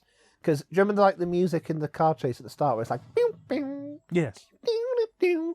It's like all electronic, and I don't think they like that. Oh. They were like, we don't want to experiment too much. We don't want to make Bond a weirdo. It's like me with chocolate. Yes. Don't want to push it too far. Come on. Oh, we've got to mention, you had a mini meltdown in Asda because there was too much... I had a bit of an emotional fucking outburst earlier. It was very embarrassing, and Dan was afraid to look at me or be associated with me. How did the tank get up there, Dan? It flew. Oh, like in GTA. Yes. I put the flying tank cheat on, mate. Yeah, we went to the chocolate aisle and there was a lot of chocolate and Ben couldn't choose what chocolate he wanted and then started to cry and he said that... No, I didn't. No, it's not because I couldn't choose. It's because... Too much experimentation. Too much they had it was driving me a bit mad, like chocolate orange biscuits. Yeah. Mint chocolate buttons. Mint Kit Kats. White chocolate Kit Kats. Why can't they? I don't know. Why? It's a very strange situation. It's very upsetting. It was. It's very triggering. We got through it though. We got through it together. And I'm sure at your next therapy session with me in a week's time, we'll talk through this privately. You mean these, what we do now? Yes. They're very cathartic, I find. I feel like Oromov with his flask, constantly swigging away. Because, damn it, he's Russian. And they like to drink. Don't worry, it's tango. I don't know why Trevelyan keeps him around. He's clearly a liability. He is. He's an old drunk Russian general. Bond's gonna come in a minute. Oromov's just on the settee. Why did just massaging his temples? just give me a minute. Mate. Oh fucking hell. Mate. Oh, don't worry. It's the 90s. Yo, I'll tell you what I want. So here's the rape scene. Why did they model their evil Russian train on the puppet from the Muppets, Sam the Eagle? What was that old website? Looks like or whatever. Yeah. Looks familiar. We should do that. Sam the Eagle train. Yes. Oh yeah, uncomfortable rape scene. Sam the Eagle train. But yeah. We have to stop that enemy of the people, James Bond. You know what's missing from this film? What? Tory cunt. Oh yeah. Well, the Tories were still in power, so he could have been around. He's been gone for 2 films now, and I've missed him. I think Trevelyan is a good thing. Let him blow up London. Yes. Let's give him access to all our nuclear codes. It's a good trailer line. I don't know this for sure because I've not watched the trailers in ages, but that seems like something you put in a trailer. Oh yeah. Him going Bond, only Bond. Yeah. I remember you said that you were a little uncomfortable with the him and Natalia. Yeah, spit. It went a bit too far. I feel like they could have got across. I get the idea. They want to make out that he's a creepy creep, but they could have done that with just him like stroking her and being like, me and James used to share everything. Yeah. I feel like the forced kiss is sort of like Connery era excessive. Yeah, but then again, it was the 90s. That's Crash Test Dummies. You chose the 190s hit that has no tune or melody to it.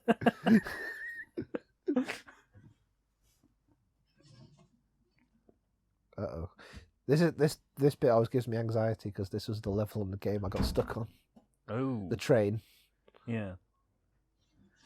See, I only remember a couple of levels from Goldeneye. I remember obviously level 1, which is the facility where you end up in the air ducts. That's like the bit at the start. Yeah. Yeah. And then I remember the satellite relay one where it's in the snow. But I don't remember a tremendous lot of them. I remember there was one that was like an underground basement or something. What I find sort of like amazing about the game is the fact that it came out in 97, a full 2 years after the film had been out. But just in time and just in time for the next one. It must have been very weird for Bond fans. You've got a new one out, and then the game for the previous one is then out.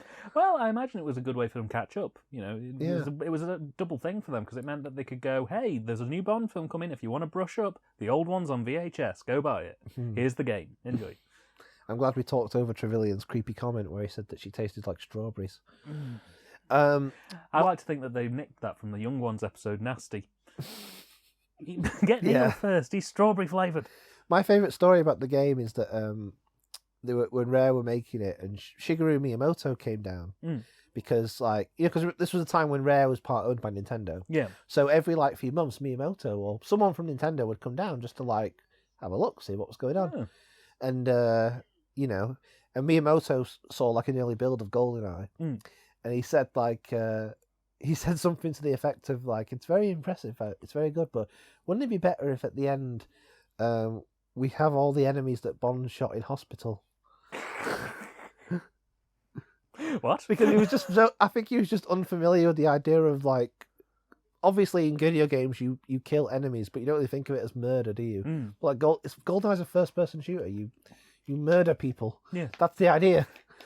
Maybe you thought that that GoldenEye the game was a Nintendo property, like Kirby or something. I like to think he just assumed Nintendo own everything, like Disney. Yeah. So I also like the idea of Miyamoto watching this film, being very upset at the end. This was actually the film that inspired him to make Pikmin. So. Yeah. Oh, see what I mean? The old 90s interfaces just make me feel very warm. There's something very warm and comforting about... You ever play like old 90s PC games? Yeah. Old like... Stuff like Doom 2. Not so much Doom. I mean like point and click games. Oh, like adventure games detectives. where it was like detective type things. Yeah. Where you had to click around things in a room. Stuff like Grim Fandango. Yeah, exactly. Or, Monkey Island. Monkey Island, yeah. Something very comforting about those. I always liked I Spy Spooky Mansion. It's backing up, Dan. Oh, no.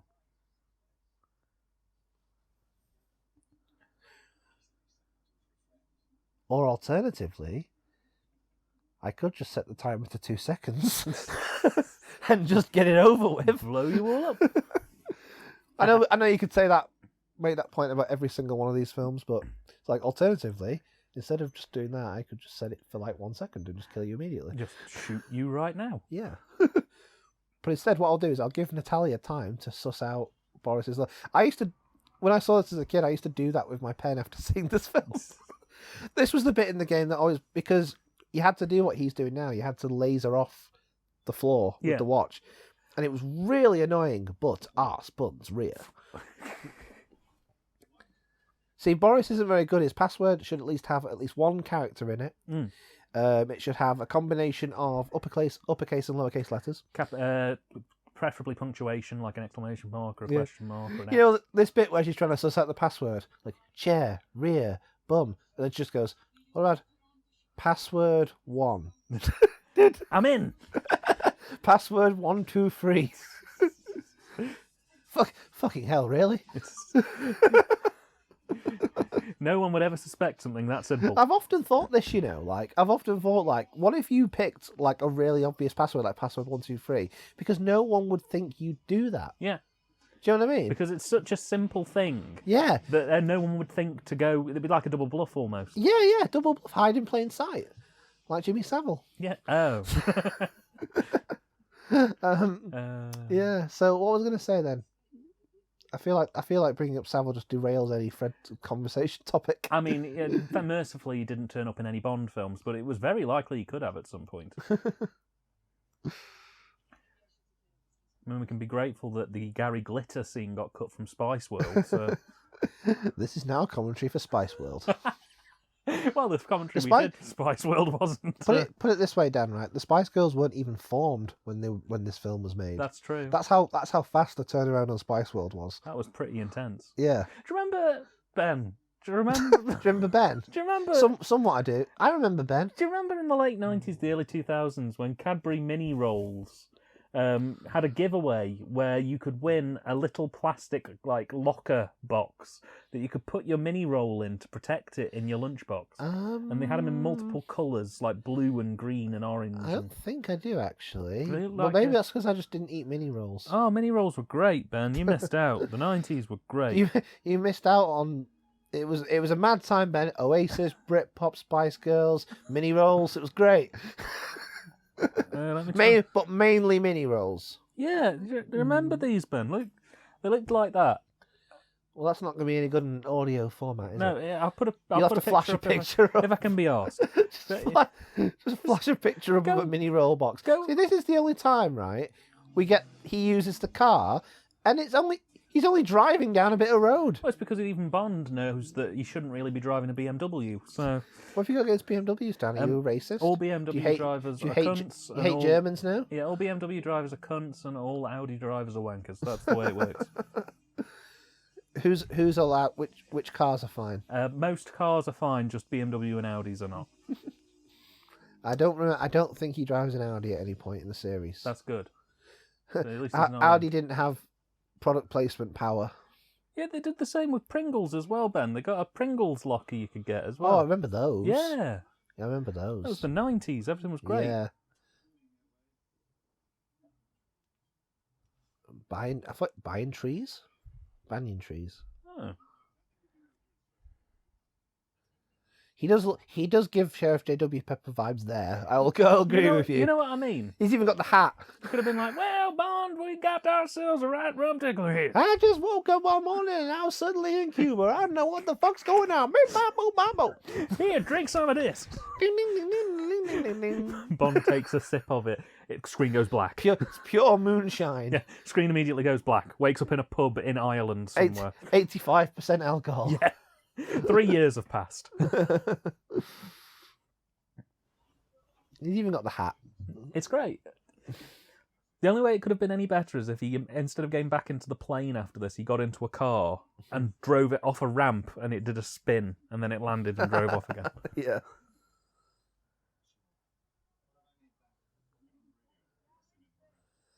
I mean, you could do that now. Yeah. I don't want to. I want to drive the BMW. I want to drive the cha-ching. That's the cha-ching shot there. Ah. Look at it all nicely lit. Do you think Joe Don Baker sold anybody on buying a BMW? BMW, the car Joe Don Baker might drive. Yeah, I wonder if BMW were happy about that. The fact that they must have paid like fucking top dollar to have their car featured in the film.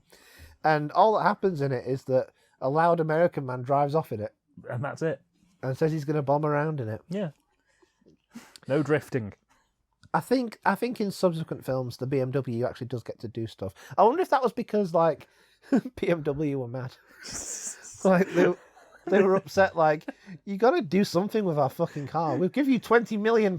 We gave you £20 million worth of automobiles, and all you did was put a fat American man in it and tell him to do donuts. That's a very orange shot. Yeah, they were shooting a Bounty advert.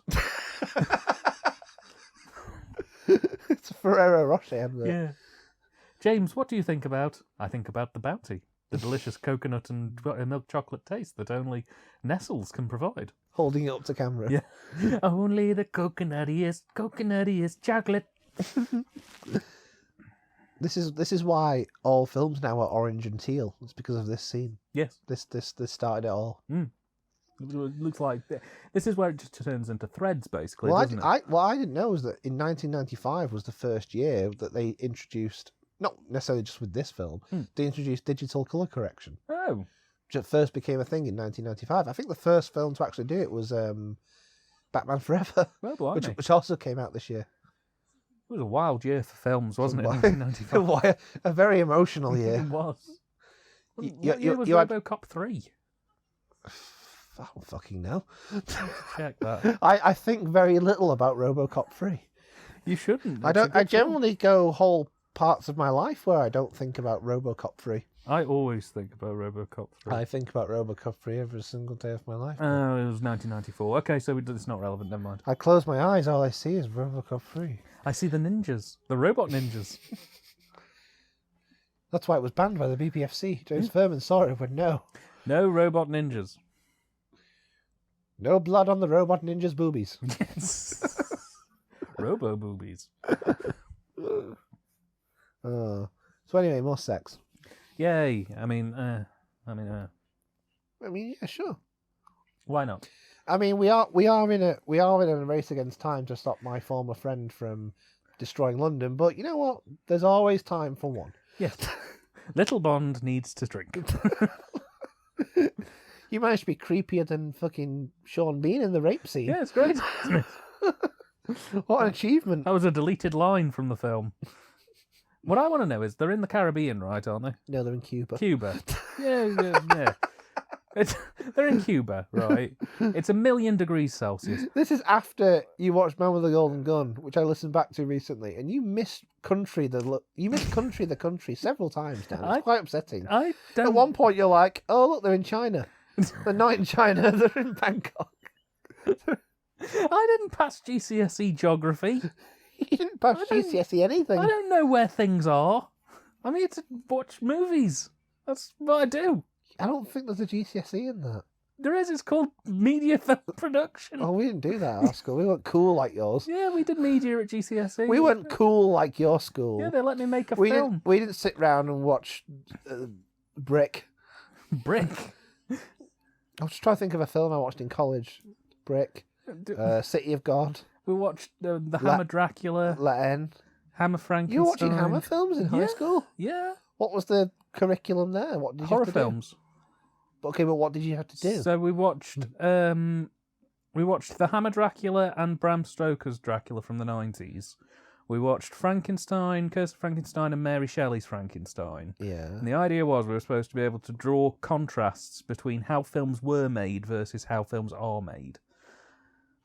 And the idea was that you'd kind of be like, well, in the Hammer Frankenstein, they show the monster by, having him bandaged, and you clearly only see bits of him until the big reveal. Should have watched this. Yeah. I remember we watched a Bond film in our film studies thing. Oh, was it The Dragon Lives Again? Yes. Excellent. No, it was. Imagine. How did you know? It was actually there. No, we watched Goldfinger. Goldfinger. And I was probably a very insufferable prick that day, putting my hand up and everything. Well, I think you'll find that when Sean Connery and Gert Frobe filmed this scene, just insufferable monster prick of a man. You just released your inner Greg Turkington, basically. Yeah, I'm probably just very, very boring and needy that day. Oh no. No, I think we did... Bond has somehow survived being missiled again. I can't remember the way round we did it. We either did horror in high school and comedy in college, or comedy in high school and horror in college. College was a comedy. It was. But that's a story for a different day. They are not in the jungle. No. That is not a real jungle. No, it is not. It's not quite as bad as the jungle in Planet of the Daleks. Mm. What I will say, though, is they've nailed the back projection finally. It took a while, but we got there. It only took them 73, 83, 93, 35 years nearly. But they got there. We worked out to not use the crappiest of crappy film stock for the background plates. To maybe consider CGI. Well, they wouldn't have said in the 60s, hey, CGI it.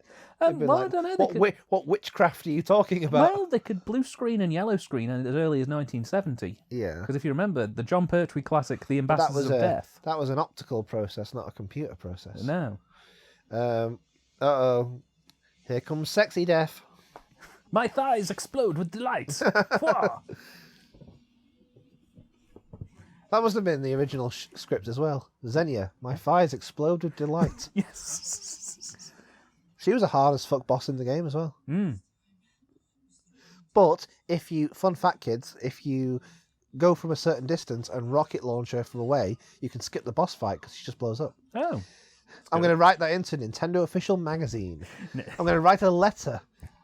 You might get featured. Post it in their P.O. box. You might get featured in the American version of Nintendo Power.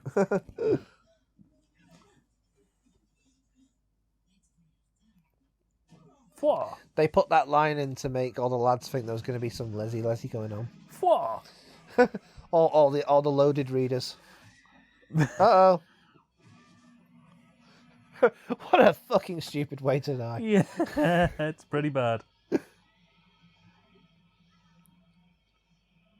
That's not one to tell St. Peter about. No. How did you die? Fell down a well. How did you die? Exploded. How did you die? Somebody clipped a harness to me, and a helicopter fell from the sky. A tree strangled me. And crushed my pelvis. Oh, yeah. Oh, yeah.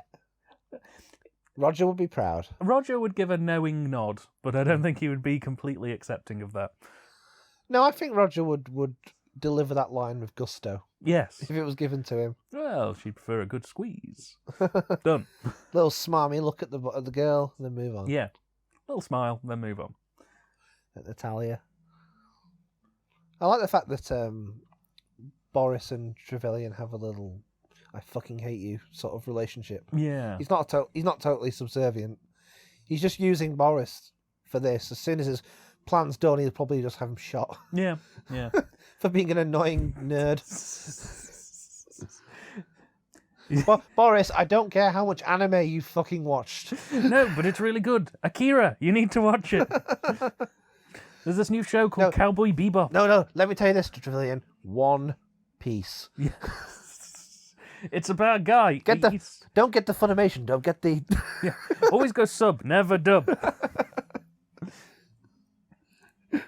When Bond breaks in later, he's got a gun to Boris's head. Trevelyan's like, do it. Just fucking it. If I have to hear about goddamn Evangelion one more pissing time. No, but you see, the end of Evangelion is incredibly critical. Bond breaks in and Boris immediately stands up, turns around, he's wearing Sailor Moon cosplay. Yeah. Goldeneye's funnily enough, the actual Goldeneye weapon's about this looks like an N64 cartridge. It's all planned. Ah. Do you reckon Boris was the sort who'd have a body pillow? In the shape of Natalia. Yes, but anime Natalia. It would have been Natalia, like the little clip art thing he did earlier on. Yeah. How he did that, I'm not sure. No. Apparently he just has very good graphic design skills. Well, I imagine that would be critical to being a 90s internet hacker. Yeah. They just reversed film of water spurting out there. I mean, in fairness, I think the man with the golden... Yeah, they did. That was very strange. I think the man with the golden gun handled giant satellite rising from the ocean a bit better. Well, in Man with the Golden Gun, it didn't rise from the ocean. I seem to recall there being like a thing coming out of the water. No, he just had it on the cliffside. Oh. There was none of this... Oh, no, it was like a beam thing came out that the satellite hit, yeah. But it was just like facing out of a cliff. It didn't like emerge from anything. I think because Scaramanga had his own like private island. Yeah. But this is just like in the Cuban countryside. Which, by the way, I mean, like, if Joe Don Baker is too busy bombing around in the BMW, do you think he noticed a giant fuck-off satellite dish that cannot possibly be hidden anymore because it's fucking massive? Do you reckon he just is bombing around in that BMW like ever since he got in? So it's been about 2 days now since. Yeah. He's just we need to call the Marines. Where's Wade? I saw the sign. It opened up my eyes. I saw the sign. I love that song. Life is demanding. Life, oh life. Oh. Hey, how'd you get capital on this thing? Oh, Joe Don Baker. Whizzy whiz. Joe Don Baker would be a Planet Rock guy, let's be honest here. Planet Rock. Thought you meant the song then. Just hit the funk, now hit me, boom. Just get on down and hit me, boom. That rock here don't stop it. Hey, what the hell Jimbo's doing? That rock here don't stop. We're ticking and talking. Party all around the clock.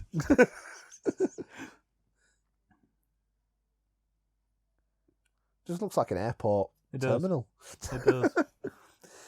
We will use Goldeneye to delay all flights for at least 3 hours and 45 minutes. For at least 20 seconds. British holidaymakers' plans will be ruined. No, my flight was supposed to take off at 8:03.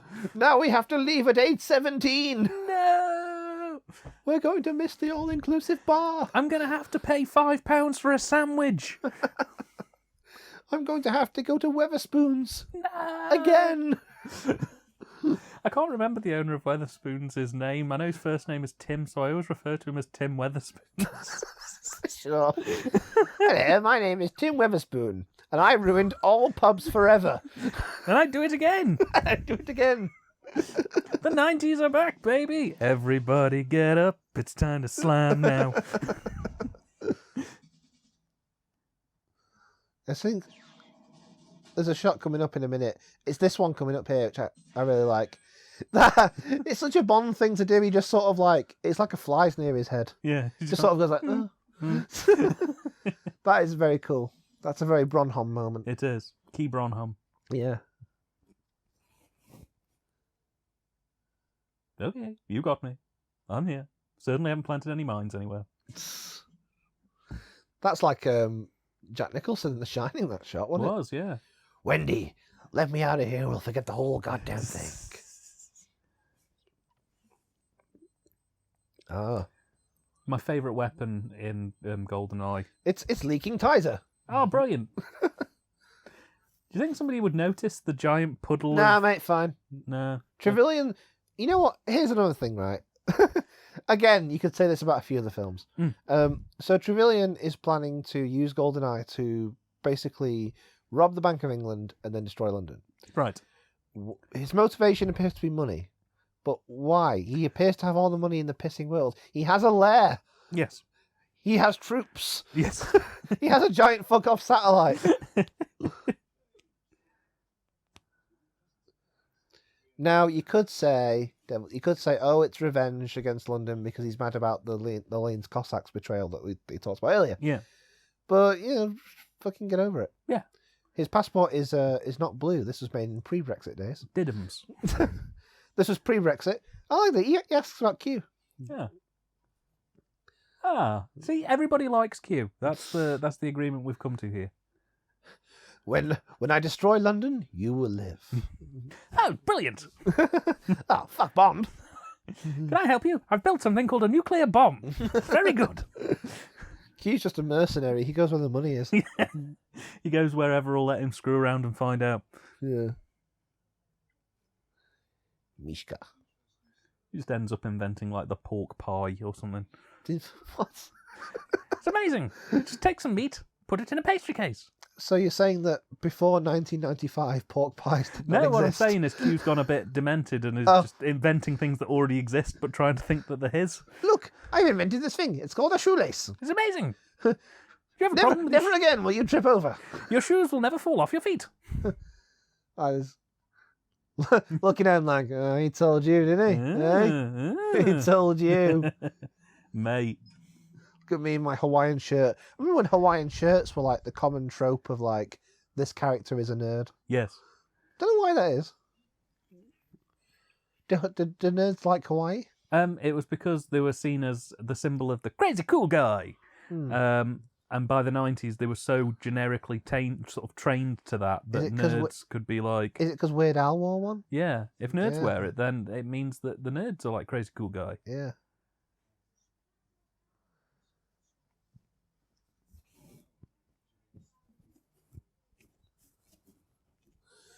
Spare me the cock and balls. I mean Freud. How's your mother?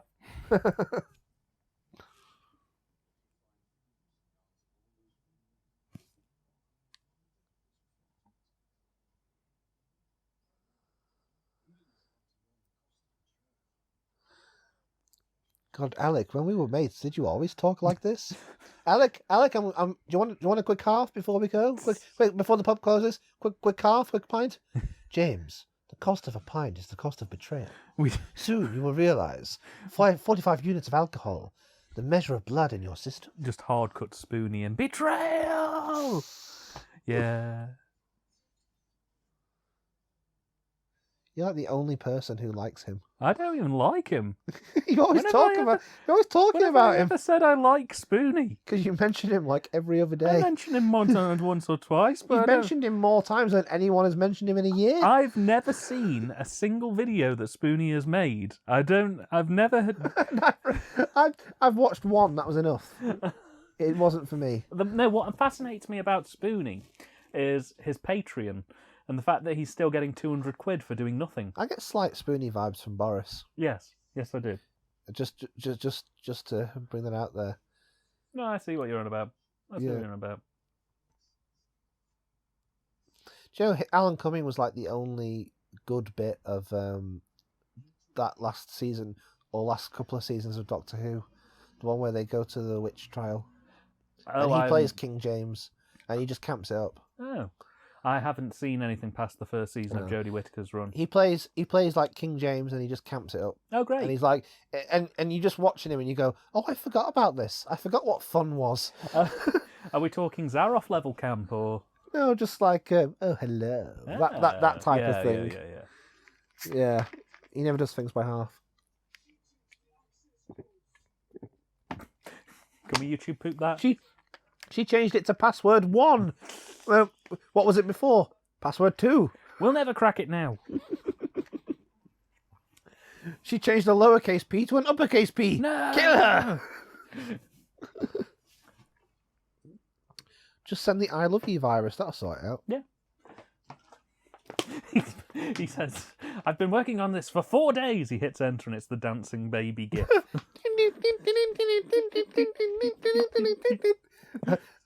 No, wait. This is really fun. Ooga chaka, ooga chaka.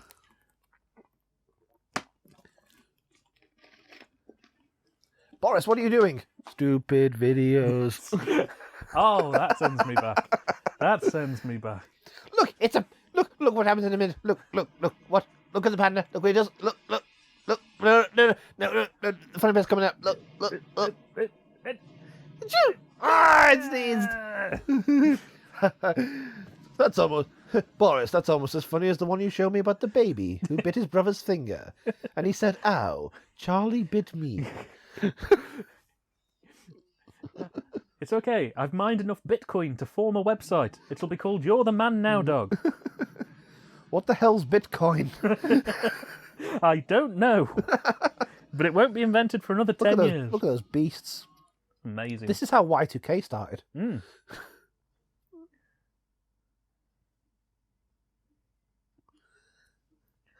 He did the old kick you in the face routine. The oldest trick in the book. He sort of straddles him and tries to crush him with his thighs. Yeah. It seemed to work.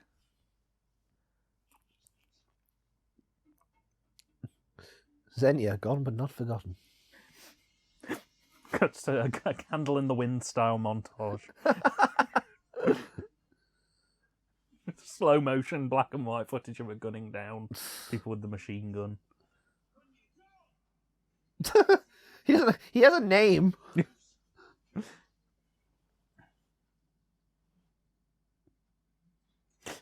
is me, guard number 3. How do you do? Hello, I'm the evil guard. I don't have a speaking role in this film, which means that I do not get any royalties if the film is repeated on ITV. Drat. Or from any subsequent DVD, Blu-ray, or digital sales. Double drat. I always love noticing that. Like, if you ever see like someone in a film who's like, why are they not saying anything? Mm. Probably because someone on set has gone, dude, don't have them say anything because we'll have to pay them. We'll have to pay them royalties if the film ever gets shown. If you don't speak, you only get like a one-off payment. Does that mean all silent films are surprisingly cheap? Yeah. That was the entire reason The Artist got made. That's why The Artist, everyone who worked on it was crippled financially. Yes. Apart from one person who asked for the rights for the toy merchandise. I demand all ancillary rights. The new Artist The Artist figurine. video game. Now coming on Sega Saturn. Now available on the Atari Jaguar. This was the last bit of the game, which makes sense because it's the last bit of the film. Mm. You have to chase Alec on the satellite. Now, Ben, I'm going to ask you a blunt question here. Why do they all have bullets? Well, Dan, for guns to work, basically, they would need bullets in them. But you see, none of them prepared for a multi-bullet gunfight. I'm sorry, I don't quite understand the question, dear boy. So, a gun can only hold about 6 to 10 bullets, right? Oh, you're asking, don't they ever run out of bullets? Yeah. Well, why did you phrase it as if to say, why are they firing bullets? Well, to kill the other man. That's the aim of this, what they're doing. That's generally the aim of a fight to the death. Their guns seem to fire forever. Well, there was a shot just then of Alec reloading his clip. Where did he get the bullets from? His pocket. How many bullets does he have in his pocket? It is not unreasonable to suspect that if Alec knew that Bond was coming, he would stuff a few clips in his Nehru jacket just in case. And plus, bear in mind, he knows what Bond is like because he's his former mate. So he'd know doubly well how he fights and everything. You'd think, though, he'd be cocky enough to know that 5 bullets would probably do the job. I only need 1 bullet, Mr. Bond. The classic kick to the... I said that. Oh. Yeah. Never let me have any fun. I'm going home. I was thinking maybe... Do you think it would have been better if he was Bond's brother instead of his mate? Yes. That would have been an interesting thing, wouldn't it? Would have added an extra emotional dynamic. Yeah. That was not Sean Bean. No. At least it's not as bad as Roger's stunt double, where he goes from Roger's stunt double gets more screen time than he does. Yes. It looks nothing like Roger. Well, that's how View to a Kill should have started. Starring Roger Moore. Stunt double. I can't wait to go and see that in the cinema. They're playing all the Bond films one after another in our area. Yeah, it's not just a Stoke thing, Dan. It's all over the country. Yeah. There's no point plugging it because by the time this video goes out, they'll probably be up to like Spy Who Loved Me. Yes, they will. Which is the perfect time to go and see them if you're in the UK, because that's when they're all really good. Yeah. You want to jump in and see? I'm going to go watch A View to a Kill. Well, in 4K. It's all right because I now know what I'm doing for the next 25 weeks. Yeah, great. So be fine. I'm being a bit selective with my choices, but I'm still going to go and see a fair watch. Because you're not hardcore like me. Yeah, you are an intense Bond head. Yeah. There'll probably be some I'll go see where I'll be the only person there. I suspect. I mean, like I say, View to a Kill is definitely on there. They'll probably get busier as the later films go on. Yeah. Like, as we get into the Bronson and Daniel Craig era. Oh, yeah. It's all cool. This would have been the first use of, like... this really would have been the first use of proper green screen, wouldn't it? Because in the previous films, it was back projection. Yeah. Which is a different thing. They were or, as the BBC called it, CSO. Colour separation overlay. Which is a term that the BBC, and only the BBC, used. No one else did. It was like they were so cocky they had to give their own name for it. Or as Premiere Pro fans prefer to call it, colour key. Yeah.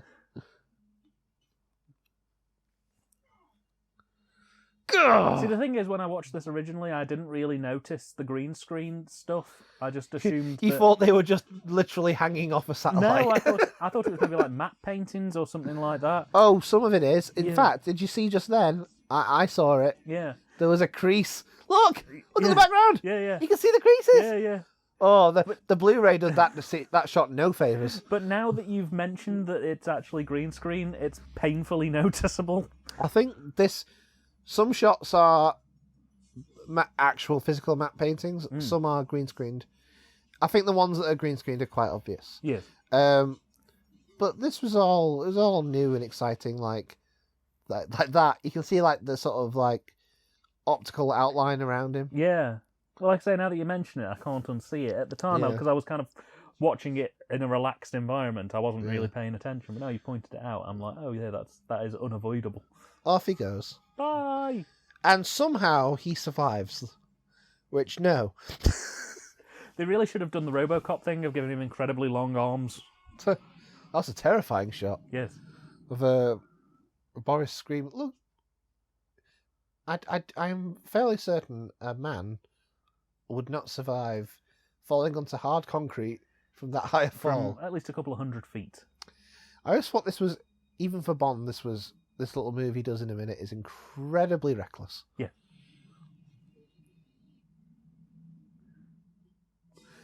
Like, can you imagine if he just missed by an inch? Oh, everything was for nothing! Goldeneye! The whole thing was wasted! You don't even hear him. You don't even see him splat. You just see him drop out of frame, and then you hear a thud, and it cuts to black on the thud. Boom, boom. Girls who are boys who like boys to be girls. James Bond will, open brackets, not be back. No, it should have just ended James Bond will. That's it. Yeah. Dot. Disappointed they didn't get Blur to do the outro. Everyone in this film has infinite lives. They could have got Sean Bean in to do a redo of Park Life, but describing the plot of the film. They used Game Shark. Ah! I'm not sure why he felt the need to stay suspended in his victory pose. Oh no, Mr. Freeze got to him. They used the same rubber ice they'd use in Batman and Robin. You could say he's on ice. Dan, that was pretty cold. You could say that he's giving us a rather cold reception. Freeze. No, I've broken my pelvis. No, I'm just fucking not. My shoulders have locked. It goes to a wide, and his arms are still up in the air. I'm still recovering from jumping through that window onto the tank. Yes. I think I've suffered a concussion. I think I suffered a concussion. I suffered a concussion. He starts making those weird noises that Johnny Knoxville made when Butterbean sparked him out.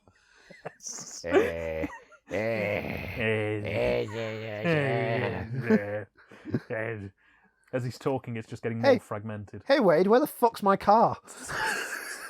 Sold it. What have you done with it? Sold it. Bought a recreation of the General Lee. Sold it for sex. Yeah. Found that thigh crushy girl. Oh, hello everyone. I mean, I get the joke, but if I was Bond, I'd also be like, hey, thanks, guys. Where were you bastards half an hour ago? Really helpful, guys. Cheers. Yeah. Thanks for leaving me to nearly die. You were all real. I bet you all deserve medals.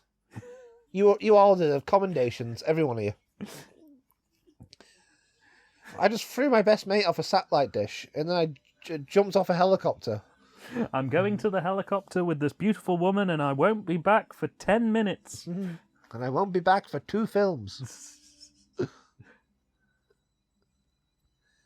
And then they lived happily. Oh no, missile! All the helicopters fly away, and at the very end of the trail of helicopters is just a hot air balloon. A Union Jack hot air balloon. Yes. This is the experience of love. Ah.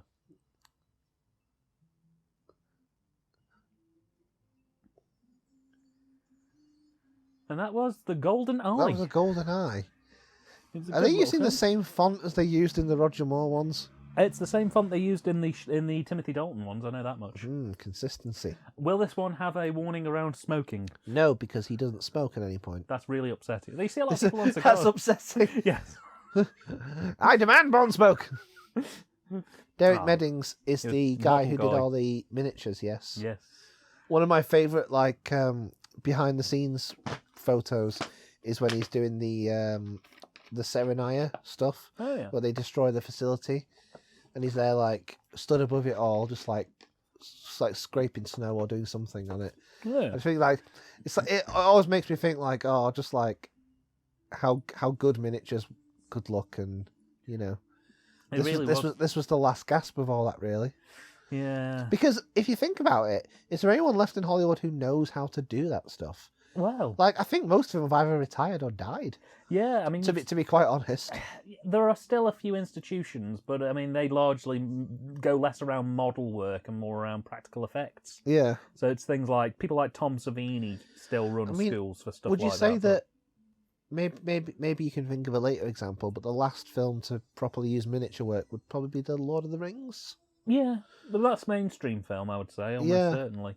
Yeah, that's what I mean, last big film that really, used miniatures extensively.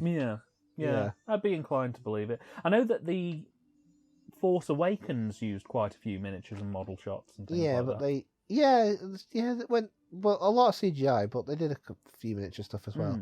The fire officer was David Dean. Costumed by angels. Well, that's very good. I mean, they got God as a costume designer. I mean, fucking hell, can't do better than that. I will send him my finest tuxedo. David Dean didn't do a very good job. I mean, look at the satellite blew up at the end. Yeah. So where were you then, David Dean? Where were you then? This film was sponsored by Panasonic and... I like to think David Dean's brethren see this video oh, Goldeneye, that film that my dad worked on. And then just end with that me attacking him for no clear, justifiable reason. Synthesizer score for Scotty had Explorations. Wow. Yeah. Stand By Your Man by Tammy Wynette. Performed by Minnie Driver. Yeah. The James Bond theme was written by Monty Norman. Thank you. We are now just reading the credits. 1995, Danjak. Yeah. But yeah, that was Goldeneye. That was the Goldeneye. That was Goldeneye on the Comedy Dining Experience. We'd like to thank all these people who gave us money. Thank you to everybody apart from Bollinger and BMW. Bollinger, BMW, Monaco, Ferrari, Rosso, IBM. Ferrari. Motorcycles, Glaciers. Glaciers. Thank you. It just might as well just end with, thank you for your lovely, lovely money. James Bond will return. That's the old logo I was talking about earlier. Oh, yes. Yeah. An MGM company. Yes. Raw. Thank you. I don't think you need to synchronise it at the end. No second raw. So that was Goldeneye. Ben, what did you think? Oh, I love Goldeneye. You love Goldeneye? I really do. I think it's brilliant. I think it ticks all the boxes. I think it's like you said before, it is playing it safe. It's sort of a greatest hits package of fragments from previous films that have sort of been chewed up and regurgitated. But I think that if you put it in the context of the time, I think it works fine for that purpose. And it does a good job at it. It's stylish. It's fucking cool. It's very well directed. And it's very well acted. Everyone, even the tiny little cameos like Robbie Coltrane as Zukovsky. and you know, fucking Minnie Driver in that same scene where she's singing Tammy Wynette. There's like lots of weird little quirky bits to it that stop it from being like, you know, I think it like finds the right tone. It's got a little touch of Roger Moore daftness. It's got a little touch of the intensity of Sean Connery's era. It's got a sort of touch of the, you know, geopolitics of Timothy Dalton's films. It's just like, you know, it's the Britpop of the Bond films. It's just, it takes the past and just sticks them all together. That was what the 90s was all about. Yeah. Just doing what we did in the previous decades, but more. Yeah. Much more. Roger Moore. Yeah, no, I mean, I'd agree with you. Apart, the first time I watched this, I actually was a bit let down by it. I recalled it being a lot better than it was, and the first time I watched it, I was a bit kind of down on it because of the fact that I remembered it being better.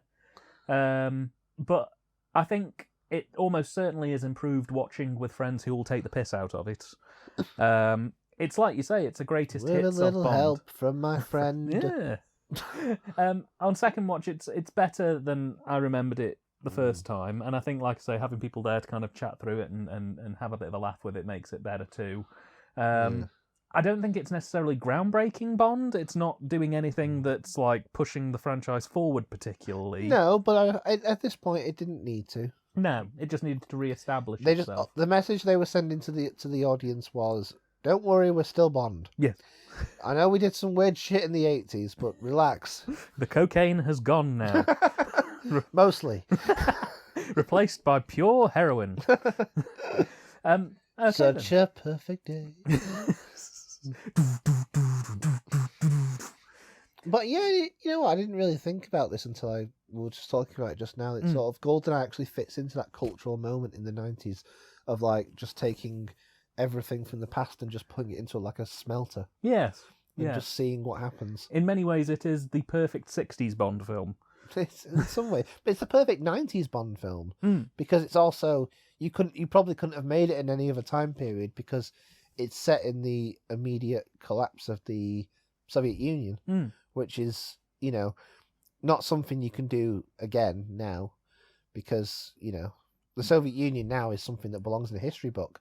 When this film came out, the Soviet Union would still be something that most people would remember quite well. Yeah, it was still fresh in everyone's minds. So, you know, I think you get the point I'm trying to make.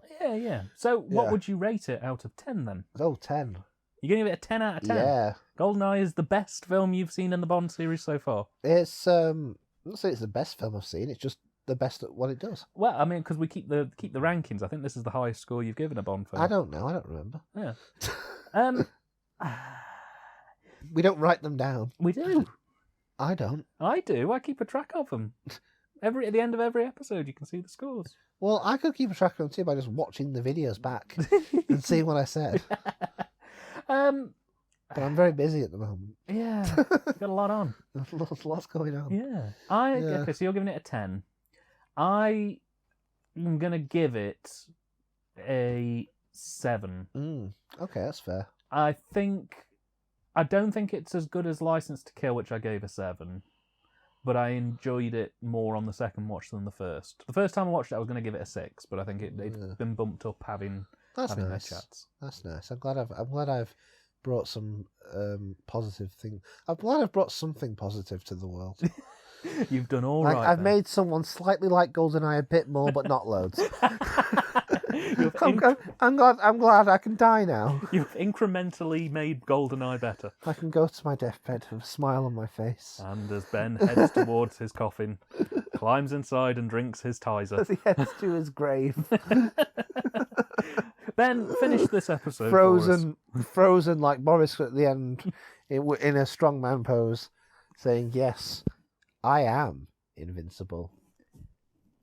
You can end it now. We're ending it now? Yeah. Okay, bye everybody. Bye.